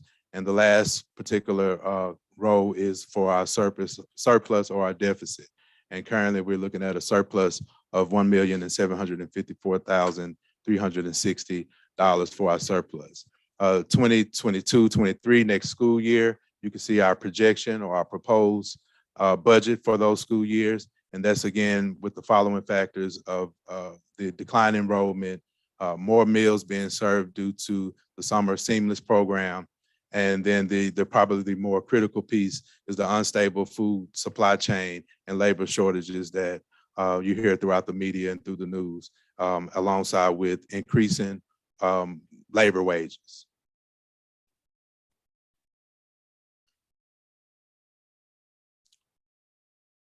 The next slide really just kind of want to hone in on some of the focus areas and some of the challenges within the food and nutrition department. So we're focusing this year really on any updates from the USDA and or DESE and federal school grants, just in regards to some of the information just shared in regards to waivers, in regards to how they're going to operate and what will qualify for reimbursables. Other areas are focusing on training and educating our scholars within the food and nutrition department. This has really been instrumental where we are actually piloting and actually meet with several students, particularly high schools at this point, middle schools. There's different programs such as the Roving Chef, and other programs that the Food and Nutrition Department is really trying to do to give our scholars a different experience when it comes to food, outside of the typical McDonald's, outside of the typical fast food, but just to allow them an opportunity to really kind of enhance their educational experience, in particular to food and nutrition. The other item of a focus group is increasing the meal participation rates. The goals that were seen before in the slides previous, and again, some of the things such as breakfast and lunch in the classroom, as well as during this time, during MAP testing, really trying to encourage our scholars to eat both breakfast and lunch as they take the high stakes test or the MAP testing during this window. The other item of adding new food concepts to our middle and high schools, those things such as smoothies, something new that we are introducing to schools, just so we can get some feedback. And as we get the feedback, those will be some things that we discuss internally, and then we figure out some ways to kind of roll those out so all of our scholars can participate and have the opportunity to engage in some of the new food concepts. And lastly, is continue to build with our after-school supper and snack programs. And again, that's ensuring that for those extracurricular activities, for those after-school events, those chess clubs, and those different type of meeting groups and organizations that happen to meet after school, this allow for our scholars to at least get some type of supper, a snack prior to leaving for the day. Some of the challenges are, again, with our enrollment and attendance. The decline of enrollment and attendance definitely impacts the overall budget, and it definitely impacts our participation rates when it comes to breakfast and lunch participation, as well as just following some of the guidelines as they change frequently by the USDA. So we are always on standby just to kind of see what the newest and latest and greatest that either the USDA and or DESE has for us in regards to the guidelines. And one of those things that I've heard that hasn't been official yet is the reduction of sodium within our meals. So those are just some of the things, or some of the ideas that the USDA are changing. And as we get that information, of course, we'll let all our scholars know, our schools know, as well as update the board and Dr. Adams. And the last challenge, of course, deals around staffing. Nothing new. I think this is across the board, but as we continue to grow our programs, staffing is still a challenge that we're trying to be real creative and out of the box thinking when it comes to how we staff our schools for lunch. At this point in time, with the picture, I'll definitely open it up if there's any questions. Are there any questions for Ms. Watson? Thank you. Any questions? I'm just curious, how is the feedback on the food? I do know that that's been a challenge for the during the pandemic, but how are our kids perceiving the food? Great question. Before the pandemic, we used to have focus groups. So once we get back in school, we will continue having focus groups, but we still work with the teachers, the principals, and parents, and we get feedback from them, as well as students. They'll call. And we did have I throughout the pandemic, at least this year, met with 2 students from every high school. And so they did bring concerns relative to food to the table. We made some adjustments in February, am I correct? Yes. In terms of the feedback they provided to us. And so we are getting feedback and making adjustments, but the 2 seniors from every school came to the table in this room, as a matter of fact, with concerns they had around food. It took us about 30 days to make the adjustment because it's not as simple as they thought, going from Monday to Tuesday with changing the food. So we did make some adjustments based on that. And I think those went in effect in March, am I correct? Yes, we worked Yeah. with Dr. Gale. Yes. And She worked with her. So we have made some adjustments in spite of the fact that we've not been able to get the kind of feedback that we normally get. I do know, and I think I remember you in the past. You did is it grab and go? Yes. Are you bringing that back? Is that something, I guess now that we're kind of relaxing a little bit on the COVID, is that something that you'll be interested in doing again? We were doing that because of the waivers. Okay. So once the waivers Are go done. away, we will not do that again. I have a question, please. nutrition education, what does that look like, the nutrition and training program for students? Well, we want to do hands-on training with the students. So we have the roving chef program, we have taste testing, sampling with the students. We also do focus groups. When we go in, the students will let us know what they want to see. We have nutrition displays in the cafeterias as well. So we want to do more hands-on when school starts opening up again, so we can go in the classrooms. So my question is about Clyde C. Miller and other high school programs. I understand that at Clyde C. Miller, they have a culinary program. Are we utilizing them within the school district, you know, as a vendor or? We don't use them as a vendor.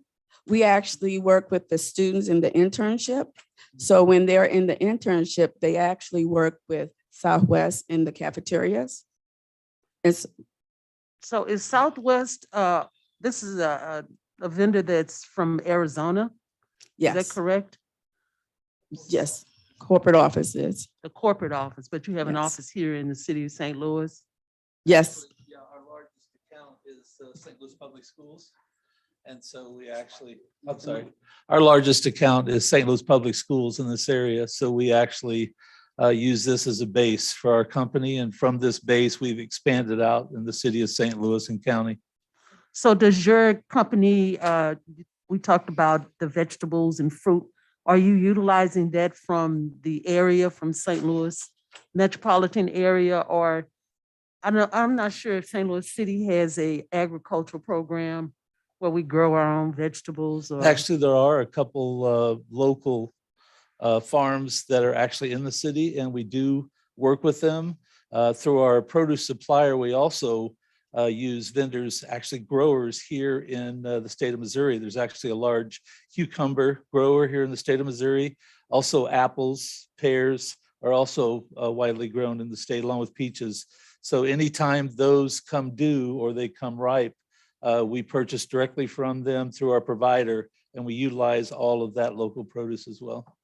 So would Southwest ever consider sponsoring a training program where they train the students? And you talked about food service, but not just food service, but growing vegetables and things like that.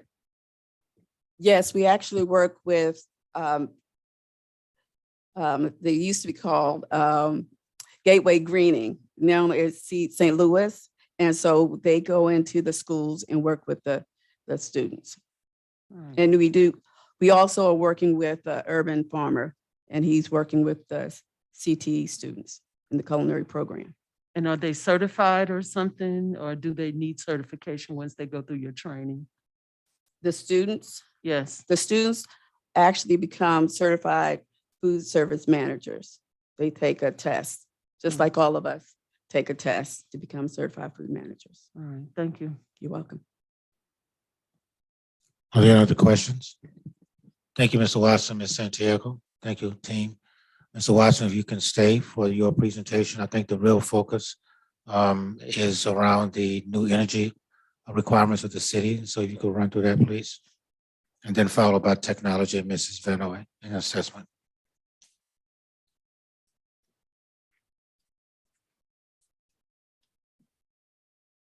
Ask you to speed it up just a little bit, Mr. Watson. Will do. Yes, sir. Thank you. But, and I would like to also acknowledge Miss Althea. She was just recently awarded with the Eastern Regional Director for the Missouri School Nutrition Association. So definitely want to give her a shout out for that.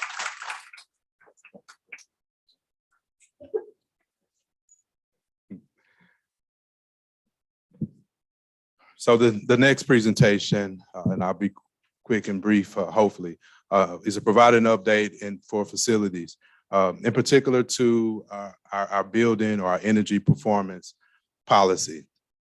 So 2 years ago, St. Louis City passed an ordinance, a building performance standard ordinance that more or less kind of indicated that any building that has over 50,000 square feet are required to more or less or provide, or they are required to more or less get an energy rating score. Now, this energy rating score is on a range from 1 to 100, with the threshold or the target being at 75. Some of the things that encompass this energy are what we call building envelopes, which are our windows, roofing, tuck pointing, just a lot of our exterior. Other items include our HVAC or our ventilation. And there's a real plethora of our utilities, which are our Ameren and our gas bills, as well as our water. All of those could really kind of give us a score, a composite score.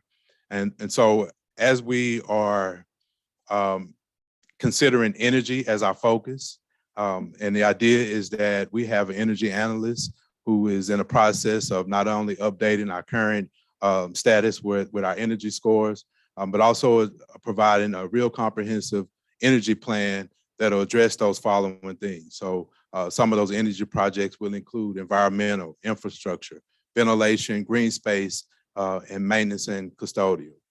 Another particular thing, item that's really been helpful in regards to energy and addressing energy is what we call this demand response program. This is an initiative by Ameren. This will hopefully reduce electric during what they call those peak times. And in essence, by participating in this program, the district will receive some type of some monies or some incentive monies for reducing the total amount of wattage that we have within our buildings. So possibly during the summer, we may receive a call from Ameren requesting that we shut down our facilities after summer school, of course, between the hours of 5 and 6 o'clock.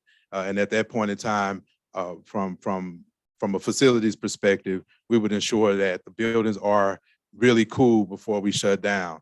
We'll make sure that our custodial staff are not in the way or have areas prepped and ready to go prior to the shutdown. But in essence, by participating in this program, the district, by reducing the energy, will hopefully help prevent any blackouts during that time. So the next slide, you'll see our current status in terms of our energy to start score. And again, the threshold is 75. And just looking at the data that we have before us, if we were to more or less rank our schools, or at least provide some type of overview of the number of schools that have a good energy score. I mean, we're currently looking at about 6 or 7 of our buildings that have an energy score of over 75. The other schools are the schools that we are more or less prioritized to ensure that we are doing the right type of work, that we're improving our envelope, ventilation, some of those other items that I'll really just kind of go in just very briefly. In regards to the environmental piece, it's continuing what we've pretty much done to address some of our environmental concerns. That's air quality testing, that's interim controls and water testing. Some of the recommendations that we'll be bringing to the board are things like duct cleaning, and ensuring that we remediate and remove any type of hazardous materials within our schools. In regards to ventilation, it's currently we've been upgrading, replacing and repairing a lot of our existing equipment that has reached its life cycle. They're doing filter changes, and some of the recommendations that we are actually proposing are for more controls, or what we call building automation, and replacing our obsolete equipment. Infrastructure, again, is our envelope. That's our roofing, tuck pointing, window replacements, and our green space, which is one of the projects that we're currently underway with at Frable, and that's more or less turning our asphalt into green space. And this allows for our scholars to get more outdoor play. Overall, our energy awareness is to increase the awareness of energy and how we consume energy within our buildings. One of the things that'll help is that participation in the demand response program, that will allow for us to kind of shut down, to at least kind of relieve some of the power grid within the city. So the things that we are currently underway with is conducting energy audits and creating sustainable goals, or what we call green teams, for our schools. The next slide just kind of shows some of the capital improvement projects, or what we call RFPs, that we have currently out. I won't necessarily go through all of them, but just to highlight some of the things that we're doing to address whether it's infrastructure, maintenance, ventilation. They include occupancy sensors. They include removing a lot of our trees from some of our grounds, not all the trees, but just really cleaning up. It include a lot of our boiler and our chiller replacements, as well as our water tower replacements. There are things that some other RFPs that we're currently looking into, such as occupancy sensors, stair treads. We're looking at flagpole replacements, outdoor learning spaces, auditorium upgrades, just a plethora of type of projects that we're hoping to use ESSA funds for to really enhance the learning experience for our scholars. And at this point, I'll take any questions. I had a question about your use of solar. Will you be utilizing solar, and will you also be using wind turbines or in any of our buildings? I know we have a lot of flat roofs on some of our schools. So we're currently investigating the solar conversation. We actually have some solar panels installed on the gateway stem, maybe some 5 or 6 years ago. That is something that we're currently exploring, and our energy analyst is really diligent and is going to provide some recommendations to your question. And I'll provide some updates to the board at that time. So if you do consider that, will you allow our students to learn how to install the solar panels or the wind turbines? Yeah, so with a lot of these different type of capital projects or RFPs, one of the key essential components in that is that training mechanism that we allow for our scholars to participate, train, learn, educate them on a lot of our capital projects, which include solar and lighting upgrades. Yeah, we made a commitment to that with previous construction over the summer. We actually hired a pool of students to work with our team during the summer, not so much during the school year, but during the summer. I know Mr. Casey did that, and you were extending that same opportunity for students. That's correct. No questions. Thank you very much, Mr. Watson. We'll finish up with an update regarding technology and assessment. While Ms. Van Noy is getting set up, I wanted to ask my fellow board members if there'd be any objection to moving public comment before the consent agenda. So after this presentation, moving it up, because we are going to be close to the 2-hour mark. So it's going to be another long meeting. Is there any objection to that? We could actually delay this if you want to and go to that right now if you choose to. I would move that we suspend our bylaws regarding public comment temporarily to move it up to whatever time you feel. Okay. After this presentation, is that what you're saying? I was going to suggest so we give people notice that we're going to have Ms. Van Noy's presentation. We'll go. Well, I'll just push Ms. Van Noy to the next meeting. It's not anything critical. It's just an update around assessment. So we can do that too. Okay. Sorry, Ms. Van Noy, I know you'll be here next meeting too. Yes, you will. Well, with that, we'll move on to public comment. Our first speaker is Mr. Monroe. And while you're getting set, Mr. Monroe, I did want to remind public comment, our guidelines. Each commenter will have up to 3 minutes to address the board. Each commenter, we ask that you remain respectful and refrain from speaking derogatorily about anyone and do not use direct names. There'll be 30 minutes allotted for all comments. And we ask that only one person, individual or group should speak to the same point. Mr. Monroe. Letter from the mayor. I'm going to pass out to everybody. And I'd like the board to comment on it. From Mayor Jones. Some of you may be familiar with this.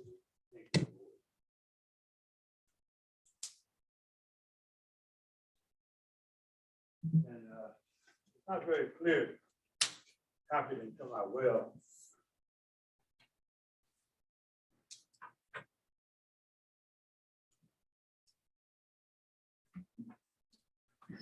I just passed out a letter that the mayor sent to this board. And I'd like this board to comment on it eventually. And this mayor asked to be taken away from that plan. because you're not being inclusive. And more particular, I outline the independent schools that have not been allowed to come to the table. Independent, such as Harriet Tubman's proposal to save Beaumont. It's an independent school. And I like your comments on this. It's important because the mayor has asked to step away from this board until such time you become inclusive to community, such as what Bill Monroe has proposed in saving the Beaumont High School and opening up Harriet Tubman Preparatory High School and Career Center. And I'd like to call your attention too, I don't know if, I didn't see anybody from the board. There was a meeting at the YMCA, 4300 West Florissant. I spoke at that meeting. And the city of St. Louis has some millions of dollars that can go towards helping our kids stay in school. And I want you to, if you can, if you haven't seen that meeting, go back and look at it. Please. Because it's important that we all come to the table proactively to help save our children and help save schools. And there's monies here, and there's monies with the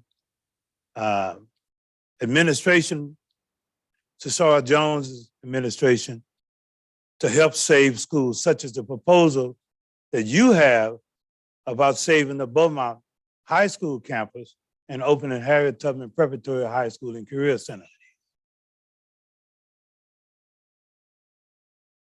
Sound like somebody said money. Well, you threw me off there. And I want to say this. I've confronted this board for more than a decade. 3 minutes, Mr. Monroe. I've confronted this board more than a decade to bring this proposal to you. You won't allow me to even address, but it takes more than 3 minutes to talk about our children and the things that our children need. I'm asking that this board allows Bill Monroe time on the agenda so I can present this life-saving issue to this board. And Thank 3 you. minutes isn't enough. Thank you, Mr. Monroe. And I would like to Ms. say, Ray, Dr. Ray Preston. I will say before I go that I will be running for the board myself. Mr. Monroe, thank you. It's been 3 minutes. Thank you. You're welcome. Thank you, sir. If anybody wants a copy, I got another.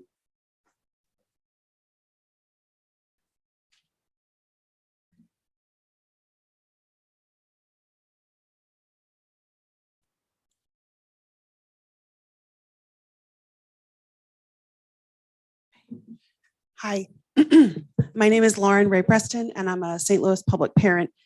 I want to tell you about my daughter in first grade who has dyslexia, but I only have 3 minutes. So let me explain what I've learned that would have helped the district support my child. So let's say that we have 10 kids. 3 of those kids can learn to read regardless of the method of instruction. 5 of those kids need evidence-based interventions to learn how to read. But those last 2 kids will not learn to read at all without intense systematic intervention. Unfortunately, teachers and principals have had inadequate preparation in reading instruction over the past decades. Popular culture has embraced whole language and balanced literacy, which are not backed by evidence. Research shows that these approaches actually hurt students who struggle to learn to read, which, as you will remember, is 7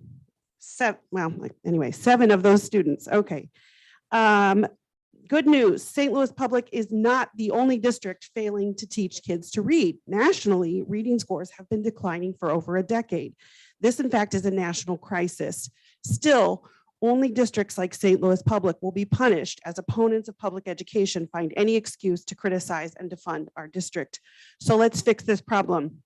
Here's my plan. Step 1, identify and intervene early. Kindergarten and first grade are called the window of opportunity. Without early intervention, the gap widens. Students can be evaluated starting in preschool using inexpensive screeners. 2, Create a clear process of interventions and assessments. Let's say the child is flagged by a teacher. Who assesses next and when? What interventions are put in place? Step 3, communicate this information with parents. Let parents do their advocacy work and partner with the district. Stop saying it's the result of the word gap myth or that it's because parents didn't read to their children. Reading disabilities are brain-based difference. Step 4, all teachers need to know how to teach this, the science of reading according to this philosophy. Remember that 7 of those 10 kids need structured literacy to learn to read. And 80% of kids in special education have a reading disability. Special education and classroom teachers need this background. And it's not enough to say we just got the right curriculum. We need this to match in the classroom, tier 2, and special education. Step 5, we need reading specialists for all schools and all grades. And these reading specialists need to be trained in the science of reading, which not all are. They need to be able to work with all grades, but with particular attention to kindergarten and first grade. And step 6, university program partners need to get on board with the science of reading. They need to align with the laws of dyslexia in Missouri and evidence-based practices. Reevaluate your MOAs this year if this is not the case. Don't spend our tax dollars on poor preparation for our teachers. I choose this district because I believe public education is a public good. I believe in St. Louis Public. When we know better, we should do better. Thank you. Mr. Murphy.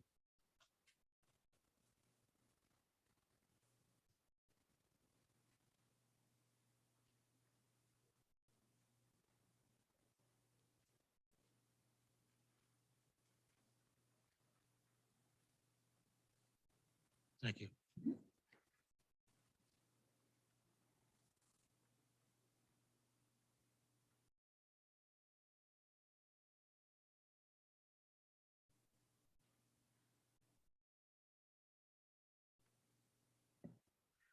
Good evening. My name is Charles Babatu Murphy. Wear a lot of hats, mainly one. I'm here tonight though, representing the Organization for Black Struggle. It is a community organization that I'm a founding member of. It's been around for 43 years. This is basically a statement saying where OBS stands on what's going on with charter schools.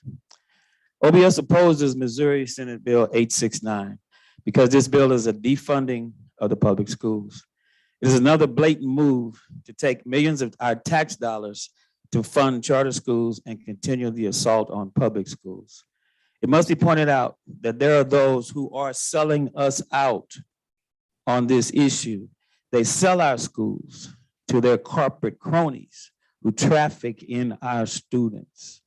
All sellouts must be exposed and opposed at every twist and turn in the struggle. They know, we know who they are. When a public school closes, it's turned into a condo or charter school at the expense of public funds. Historically, Senate Bill 1552 was a part of that history of defunding public schools. Now, back in 1999, 2000, the first charter school was started in St. Louis. St. Louis Public Schools had 33,000 students. 2007, 2008, Missouri Department of Elementary and Secondary Education, good old DESE, decertified St. Louis Public Schools. Money followed students to schools all over the area. One of my students said, hey, they trafficking in us.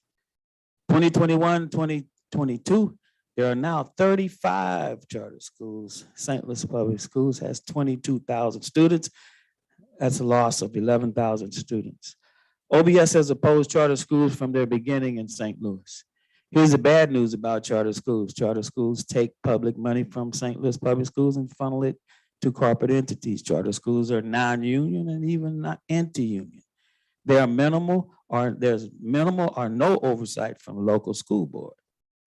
They are generally initiated by parents in the neighborhood or a private entity. They are publicly funded, but independent from traditional school districts. They're sponsored by either a university or a state commission, not by a school board. OBS supports the St. Louis Public Schools Board of Education commitment to develop a citywide plan for education and the accompanying moratorium on the creation of charter schools. OBS unites with the St. Louis Public School District, St. Louis Board of Education, and the American Federation of Teachers Local 420 and calling for the defeat of Missouri Senate Bill 869. We support reversing the trafficking toward charter schools and we support reversing the trafficking trend toward charter schools unionization. OBS stands in public support of public education, and thank you very much, OBS. Ms. Murphy, did Ms. Murphy, or I'm sorry, Ms. Simpson, did Ms. Simpson leave? Okay, Ms. Gray, you're next. All right, Ms. Barnett.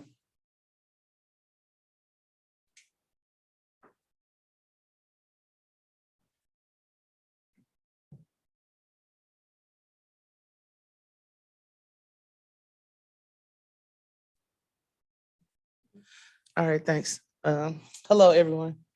I wanted to thank St. Louis Public Schools for their partnership work with us on the independent reading plans. They did listen to us when we asked them to please consider the families of the district when they were creating those plans. And they also did a great job in communicating out how those plans can actually help kids catch up the 600 students that actually have those plans. What I wanted to talk to you all about is there still a very large discrepancy between the amount of students who are able to use the IRSPs and the kids who actually need them. And I had questions around that, like, is there something else that could be done so that all kids that are behind grade level can get those independent reading plans? And then is there another set of communication that can happen so that parents know that those plans are out here?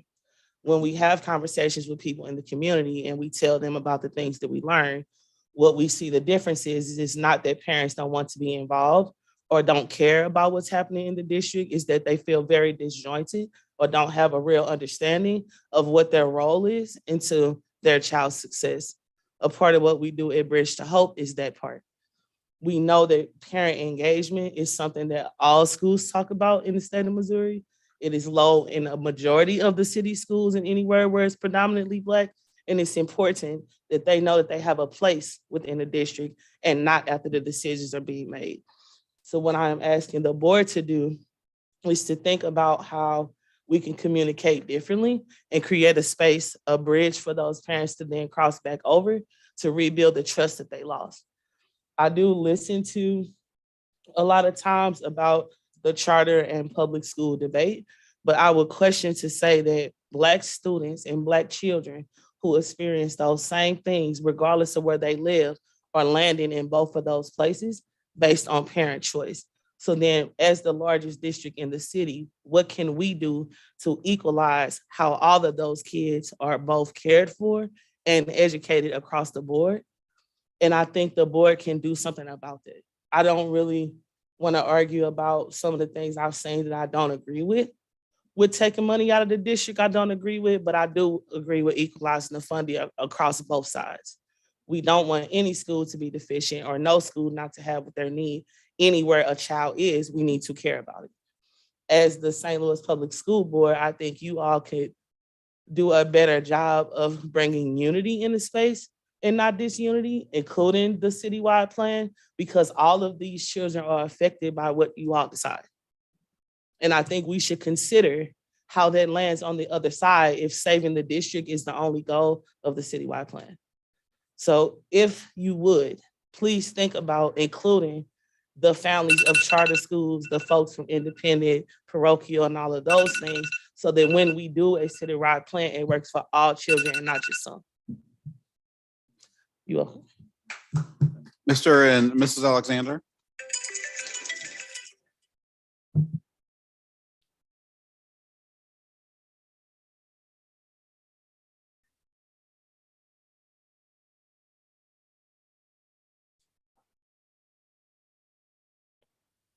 Hello, everybody. All right. It's all by design. In order for us to move forward, we have to go back. Traditional public schools were built on a solid foundation. But when you change the building, when you change the builder, the old foundation collapsed. That has happened to traditional public educational learning. In 1957, troops were ordered to Little Rock, Arkansas, to escort 9 Negro students enrolled at Central High School.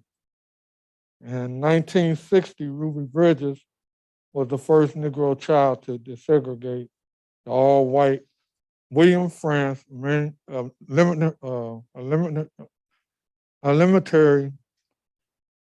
elementary school in New Orleans, Louisiana.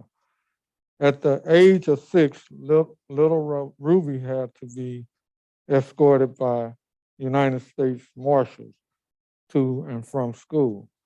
Both of these schools were all white schools with adequate resources. Everyone knows when Black students are given the same resources and opportunities as their white counterparts, they achieve. It took the government to get involved in educating Black people because of racism. The whites not want to go to school with us because of color, or were they afraid we were just as smart as them?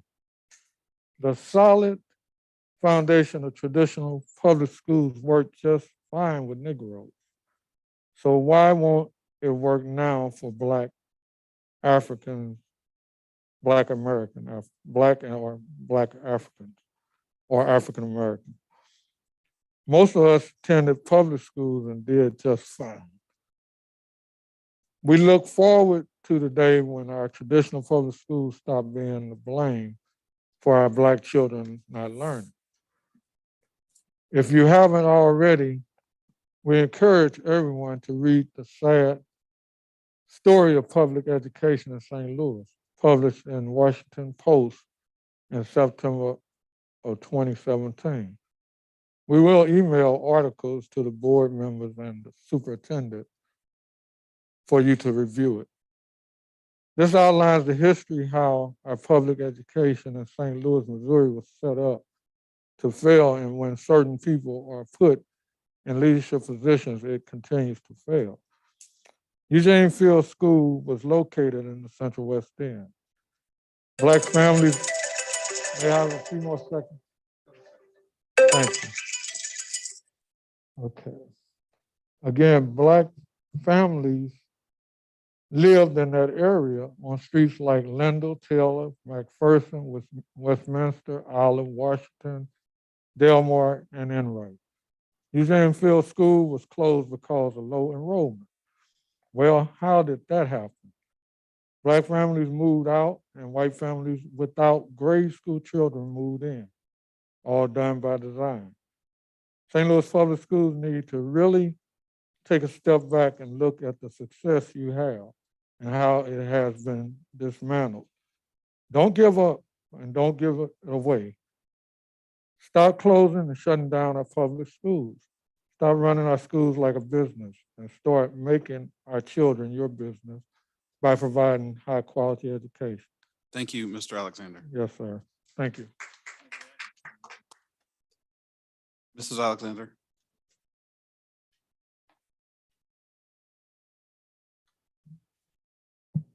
Hello.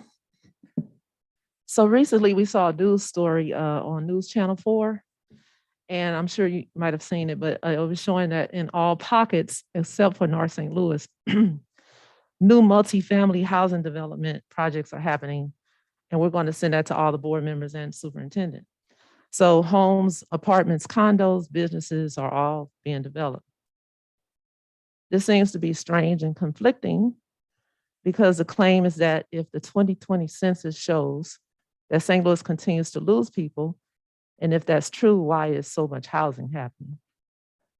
Who's going to be living in all this new development? But with ease, it continues to be built. Loss of population, doesn't this remind us of the main reason for closing 7 public schools on January 2021, January 12th? 4 elementary schools, 1 middle school, 2 high schools. Let's remember, it was all about depopulation and low enrollment. People are saying, well, if it's about population, depopulation, and low enrollment, why are more charter schools getting ready to open despite the Board of Aldermen's moratorium to put a halt on no new schools? Where are the children coming from?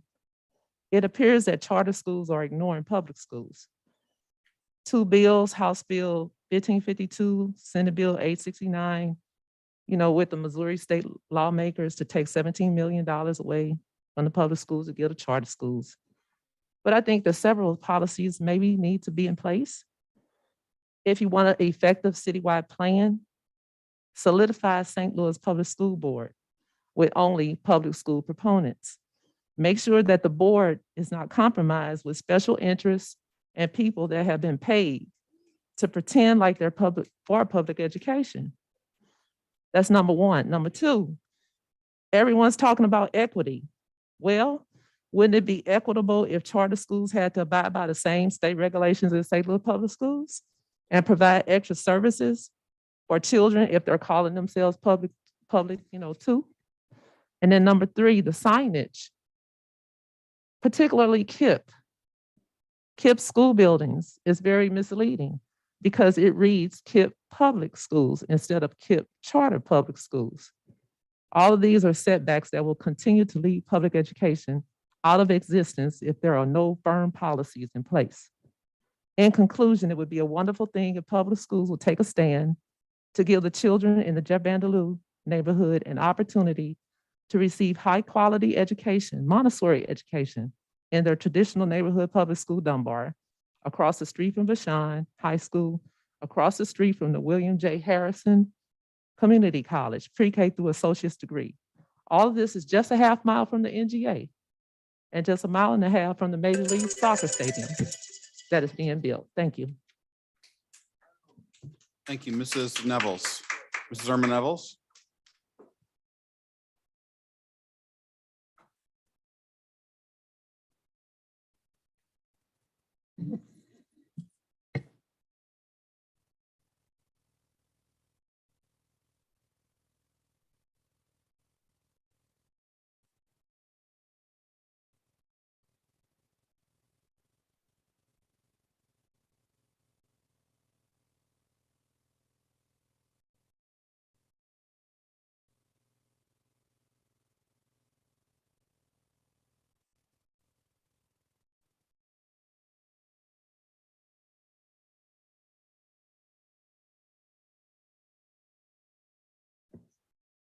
Okay, hello.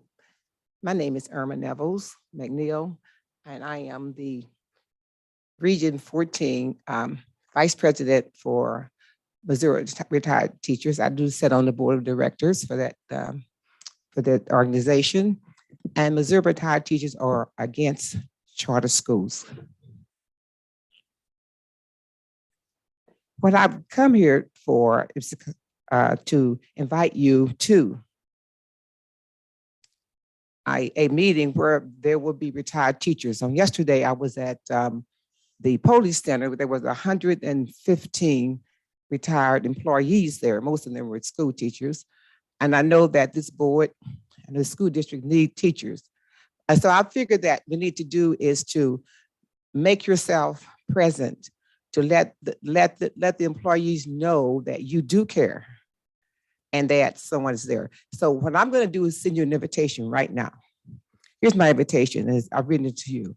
It says, requesting the president of the superintendent of schools or the president of the board of education to be present for a welcome or words at the Kappa House, 500 North Vanderbilt Avenue, St. Louis, Missouri, May 24th, 2022, time 10:30 to 11:25 for the occasion. The unit is called the Retired School Employees of the City of St. Louis, which are these teachers and employees that come from this district. And so this would be our 7th annual meeting. And we don't want you to come and give us a policy or anything, but just to come and say hello, so we can get to know you. So that's all. And that way you may be able to pool. The next sheet that I have, the Missouri retired teachers have 2 grants. We give classroom grants to teachers. And the application is here. And the guidelines is very short.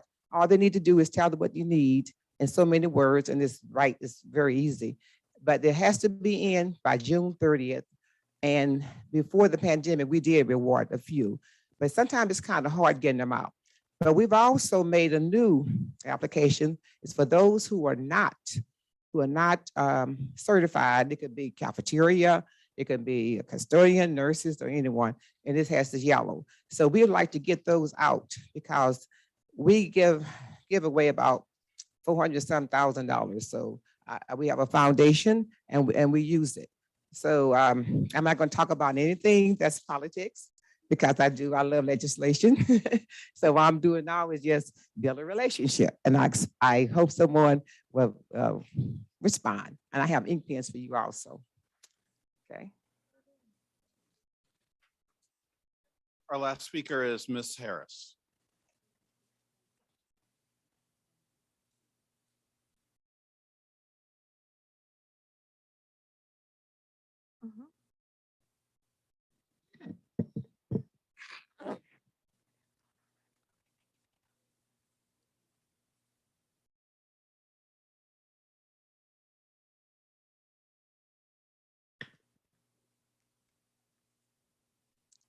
Hello, everybody. I'll keep this quick. So I'm basically here to apologize and to clarify. I'm apologizing to the people on this board who are actually trying to make SLPS a better place for Black kids. Ms. Jones, thank you for your work. And clarify what I mean by you're being paid when I spoke last at one of these meetings. First, allow me to introduce myself. My name is Arthurine. I received an MBA from one of the top programs in the US at the time that I graduated with honors. I dropped out of the program that would help me to apply to PhD programs, as I quickly realized that academia was no place to foster nor fertilize free speech. I also realized that education level is neither indicative of intelligence nor integrity. I ain't intimidated by degrees. I'm a born educator. I've taught in SLPS, though not on SLPS payroll, in a school that had lead contaminated drinking water, by the way. The kids couldn't drink the water when I worked there. I taught myself multiple languages, and I've lived and taught abroad in thriving cities across multiple continents. And I did it all without having rich family members or a prominent family name. As a result, I ain't intimidated by names either. I came back home to STL to try to be a part of the change that appeared to be taking place here, appeared being the operative word. As a native of St. Louis, the fact that I've lived abroad has given me a desperately needed global perspective. In the grand scheme of things, St. Louis is a tiny place, a small pond filled with big political fish who hold no weight outside of the St. Louis metropolitan area / pond that is dwindling by the day, dying both literally and figuratively. Of course, there are people on this board who are infamous in their home states for their roles in weakening their public school systems, but I digress. The damage has been done. They can ride off into the sunset. Their legacies have been solidified here. You can ride off with them if you want to, but either way, the history books will be written all the same. My legacy has already spanned thousands of children, so I ain't intimidated by status either. I make no attempt to ingratiate myself with locally elected officials because I don't benefit from doing so. Having prominent Black politicians living in my zip code has not ceased school closures in my neighborhood, nor has it quelled violence in my area, nor has it helped me to advance my work in improving the educational and thus life outcomes of Black kids in this city. To be clear, I don't care if politicians don't like me because I don't respect them. Just because I am polite enough to pose for a picture with somebody does not mean that I'm naive enough to believe that they are working towards the best interest of my people. Please know this. So when I referenced pay the last time I spoke before this board, I was actually referring to Dr. Adams' salary. But since it's been brought to my attention that there are members on this board who assume that I was asserting that board members are paid for their role, I've never been under the impression that the board was on SLPS payroll. But since it's been brought to my attention, I'd like to make mention of the various ancillary benefits garnered by being on the SLPS school board, right? You're doing it for something, right? Aside from the obvious power. Ms. Harris, that's 3 minutes. Okay. I'm sorry. Okay, I have 30 seconds. Aside from the obvious power to impact decisions that will reverberate widely within the lives of overwhelmingly Black student populace, surely there are unmentionable favors and kickbacks coming to Black elected officials, not just on the school board, but in the STL region at large. Otherwise, what incentive would they have to instantly sell out the Black community? White approval is pay, political favors are pay, endorsements are pay, references are pay, even self-hatred is a form of pay to a masochist. Again, Ms. my Harris, I'm apologies sorry. for not Thank you. explicitly stating this. Thank you. Back to who You're I over am, your I'm time, here to Ms. stand for Harris. truth and justice And for Black children in particular, my legacy already spans years, continents, and oceans. So knowing that elected officials do not, in an overwhelmingly racist and regressive city, are not fond of my mission or my truth, only reassures me that I'm doing something right. I ain't here asking for nothing. I'm here supporting the people who did. Good night, y'all.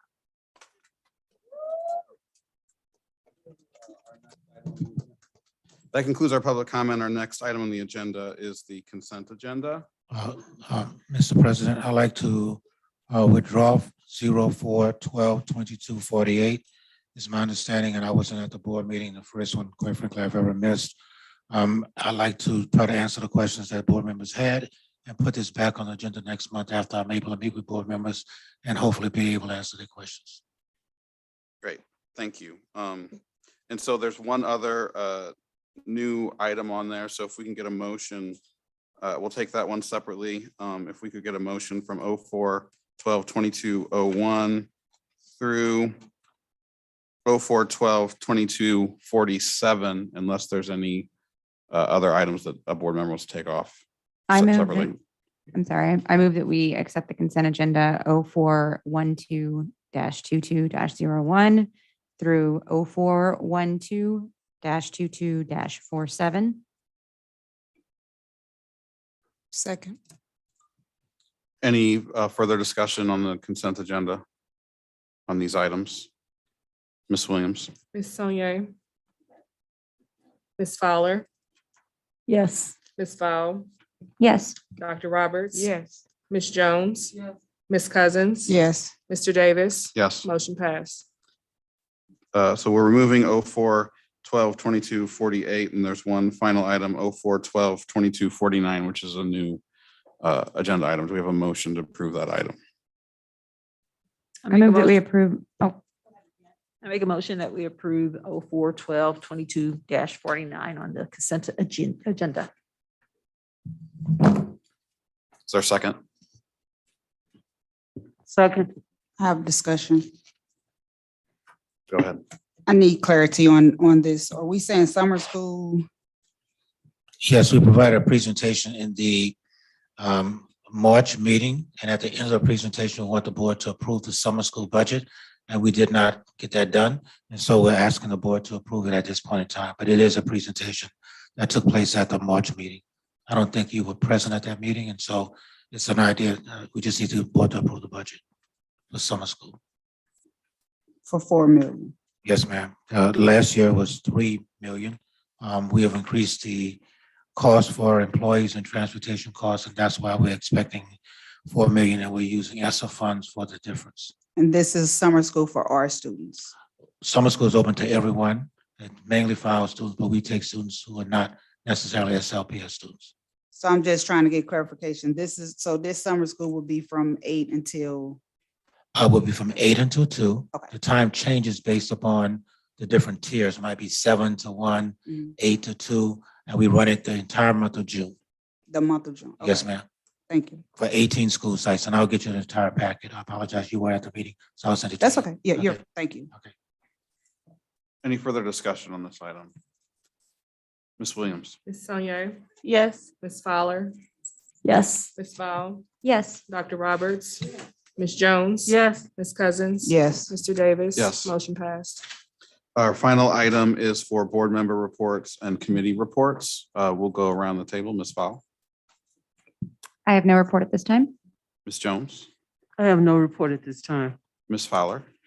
Yeah, just to let everybody know, MSBA is still working on the estimate to go over all district policies, and I'm hoping to have it next month.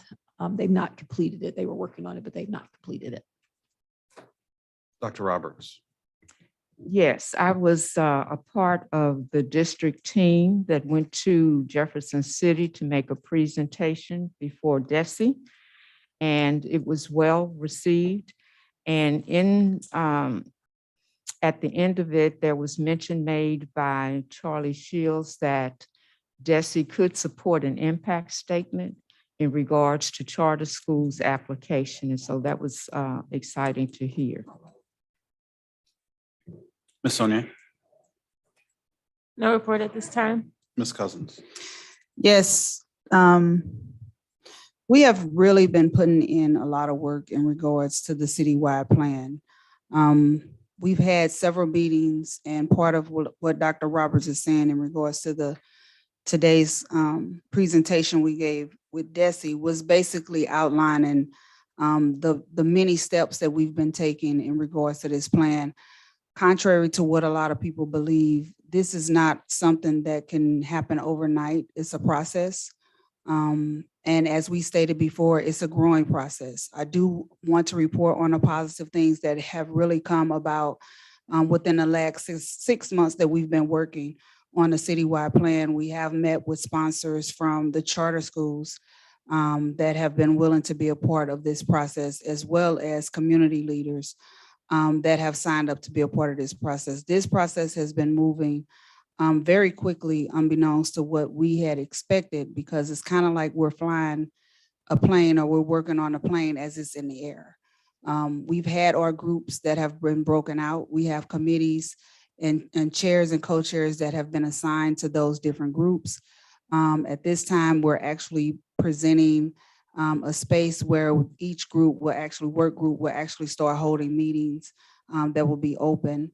I have looked over the different work groups. I would like to speak individually with some of the board members because I know your support would definitely be needed, as well as your voice within those work groups. But please understand, this is a work in progress.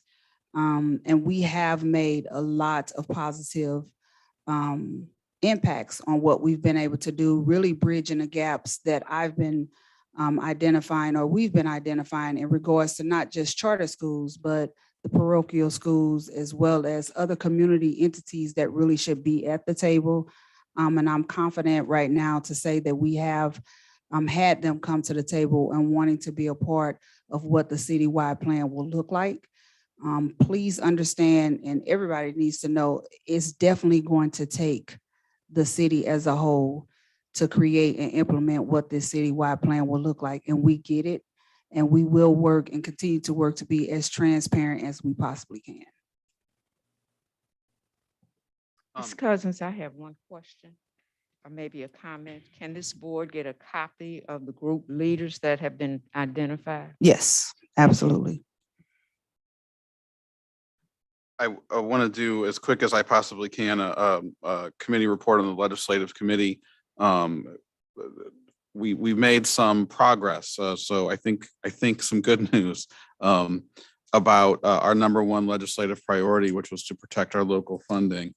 Last week, House Bill 1552, which had passed the House with amendments, made it to the floor of the Senate, and in that, the sponsor, Senator Koenig, after a lot of discussion and negotiation and agreement, put forth a substitute bill.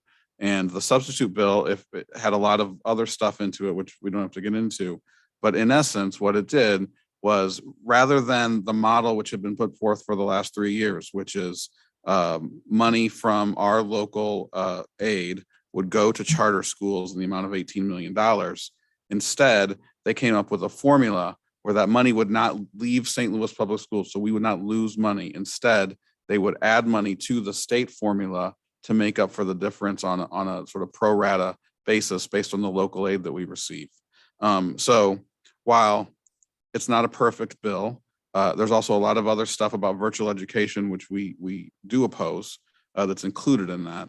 And again, that was kind of how the deal, I think, was cut in the back rooms of the Senate.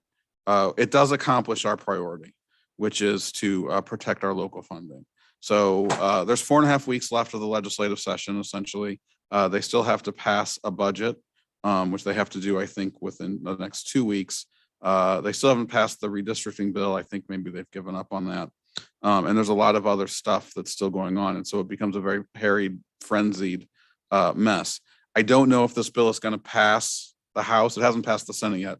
We're not sure what is going to happen in the House, and they may just run out of time. They may do more amendments and then run out of time. They may just say, you know what, we've argued about this long enough. This is as good as it's going to get for everybody, and they pass it. We don't know. But all I do know is that because of the advocacy of this board, of the administration, of our parents, of our caregivers, of our teachers, of the unions, of the community. Speakers tonight spoke out about this bills. We have, I think, in almost a historic way, made an imprint in Jefferson City that, hey, St. Louis Public Schools is going to show up and they're going to tell their story. And it's a compelling story, so we're not having our story told by out-of-state legislators. We're not having our story told about the 30 lobbyists who are lobbying for the charters. And so I'm really proud of that moment. I mean, again, it's not a perfect bill, but I do think that we've made a lot of progress, and I'm glad that we did that. We will have a legislative meeting a week from today. We're going to do it via Zoom, not in person. I don't know if we told Ms. Vanoy, but she's hearing now. And part of the reason is hopefully giving the schedule, because again, it's harried, we'll have Mr. Carroll available from Jeff City to give us a quick rundown on kind of where we are. And then we also want to use that opportunity for the committee to talk about what our next steps are, because we are going to, as per what the board approved at the end of the session, do a full report. And then we'll have to discuss about making the committee permanent. So that'll be next Tuesday. And then I know this is a very long night. It's been an incredibly long day for probably everybody, but especially for the four of us. But I did just want to sort of comment on my takeaway from that meeting this morning. We kind of had conversations with some of the board members offline, as well as the commissioner. And really what they were kind of looking for is, it's been 3 years since the elected board has taken back control and governance of this district. And, obviously that still kind of weighs on their mind, all the decisions that they made concerning this district and bringing us back to governance. And, they've not done anything like that to any other district, and they probably won't ever do it again. So they wanted to learn some lessons. But the one thing I think that we were able to convey, because they certainly seem to relay that to us, is that we are doing a good job. This is very hard. We talked about how there was a lot of training for the elected board coming back to governance. But since that time, we've had 4 new board members, and we didn't go through all that training. And we didn't have the infrastructure that other school districts have to do that transition and do that training. And in addition to all that, we have that whole list of complicating factors in our district that makes us very different from any other district. So I was very heartwarmed by that. And, we don't always agree, but I do think that we disagree respectfully. And I think we're moving in the right direction. And it was very good to see that the state board recognized all of that hard work. So I hope that we continue that. I know we will. I know we all know, we've talked about it, we need to work as a team of 8. And that whatever disagreements we have, it really doesn't matter, because at the end of the day, we're here for the kids. We're here for those kids that are the most vulnerable, that are so present in our district. And I know that we'll do that. And I know that that's being recognized. Hey, Matt, I have a question. What day is the legislative meeting? That's the 20th. So that should be a week Wednesday. Okay. from today. Okay. Yeah. I did want to remind everybody that we were invited to the State of the City address at Harris Stowe on Tuesday, the 19th, and it starts at 6 p.m. So hopefully there's a representation of us there.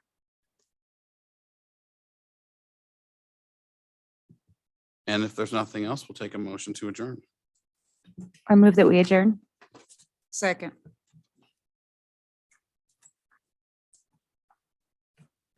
Ms. Sonier? Yes. Ms. Fowler? Yes. Ms. Val? Yes. Dr. Roberts? Ms. Jones? Ms. Cousins? Yes. Mr. Davis? Yes. We are adjourned.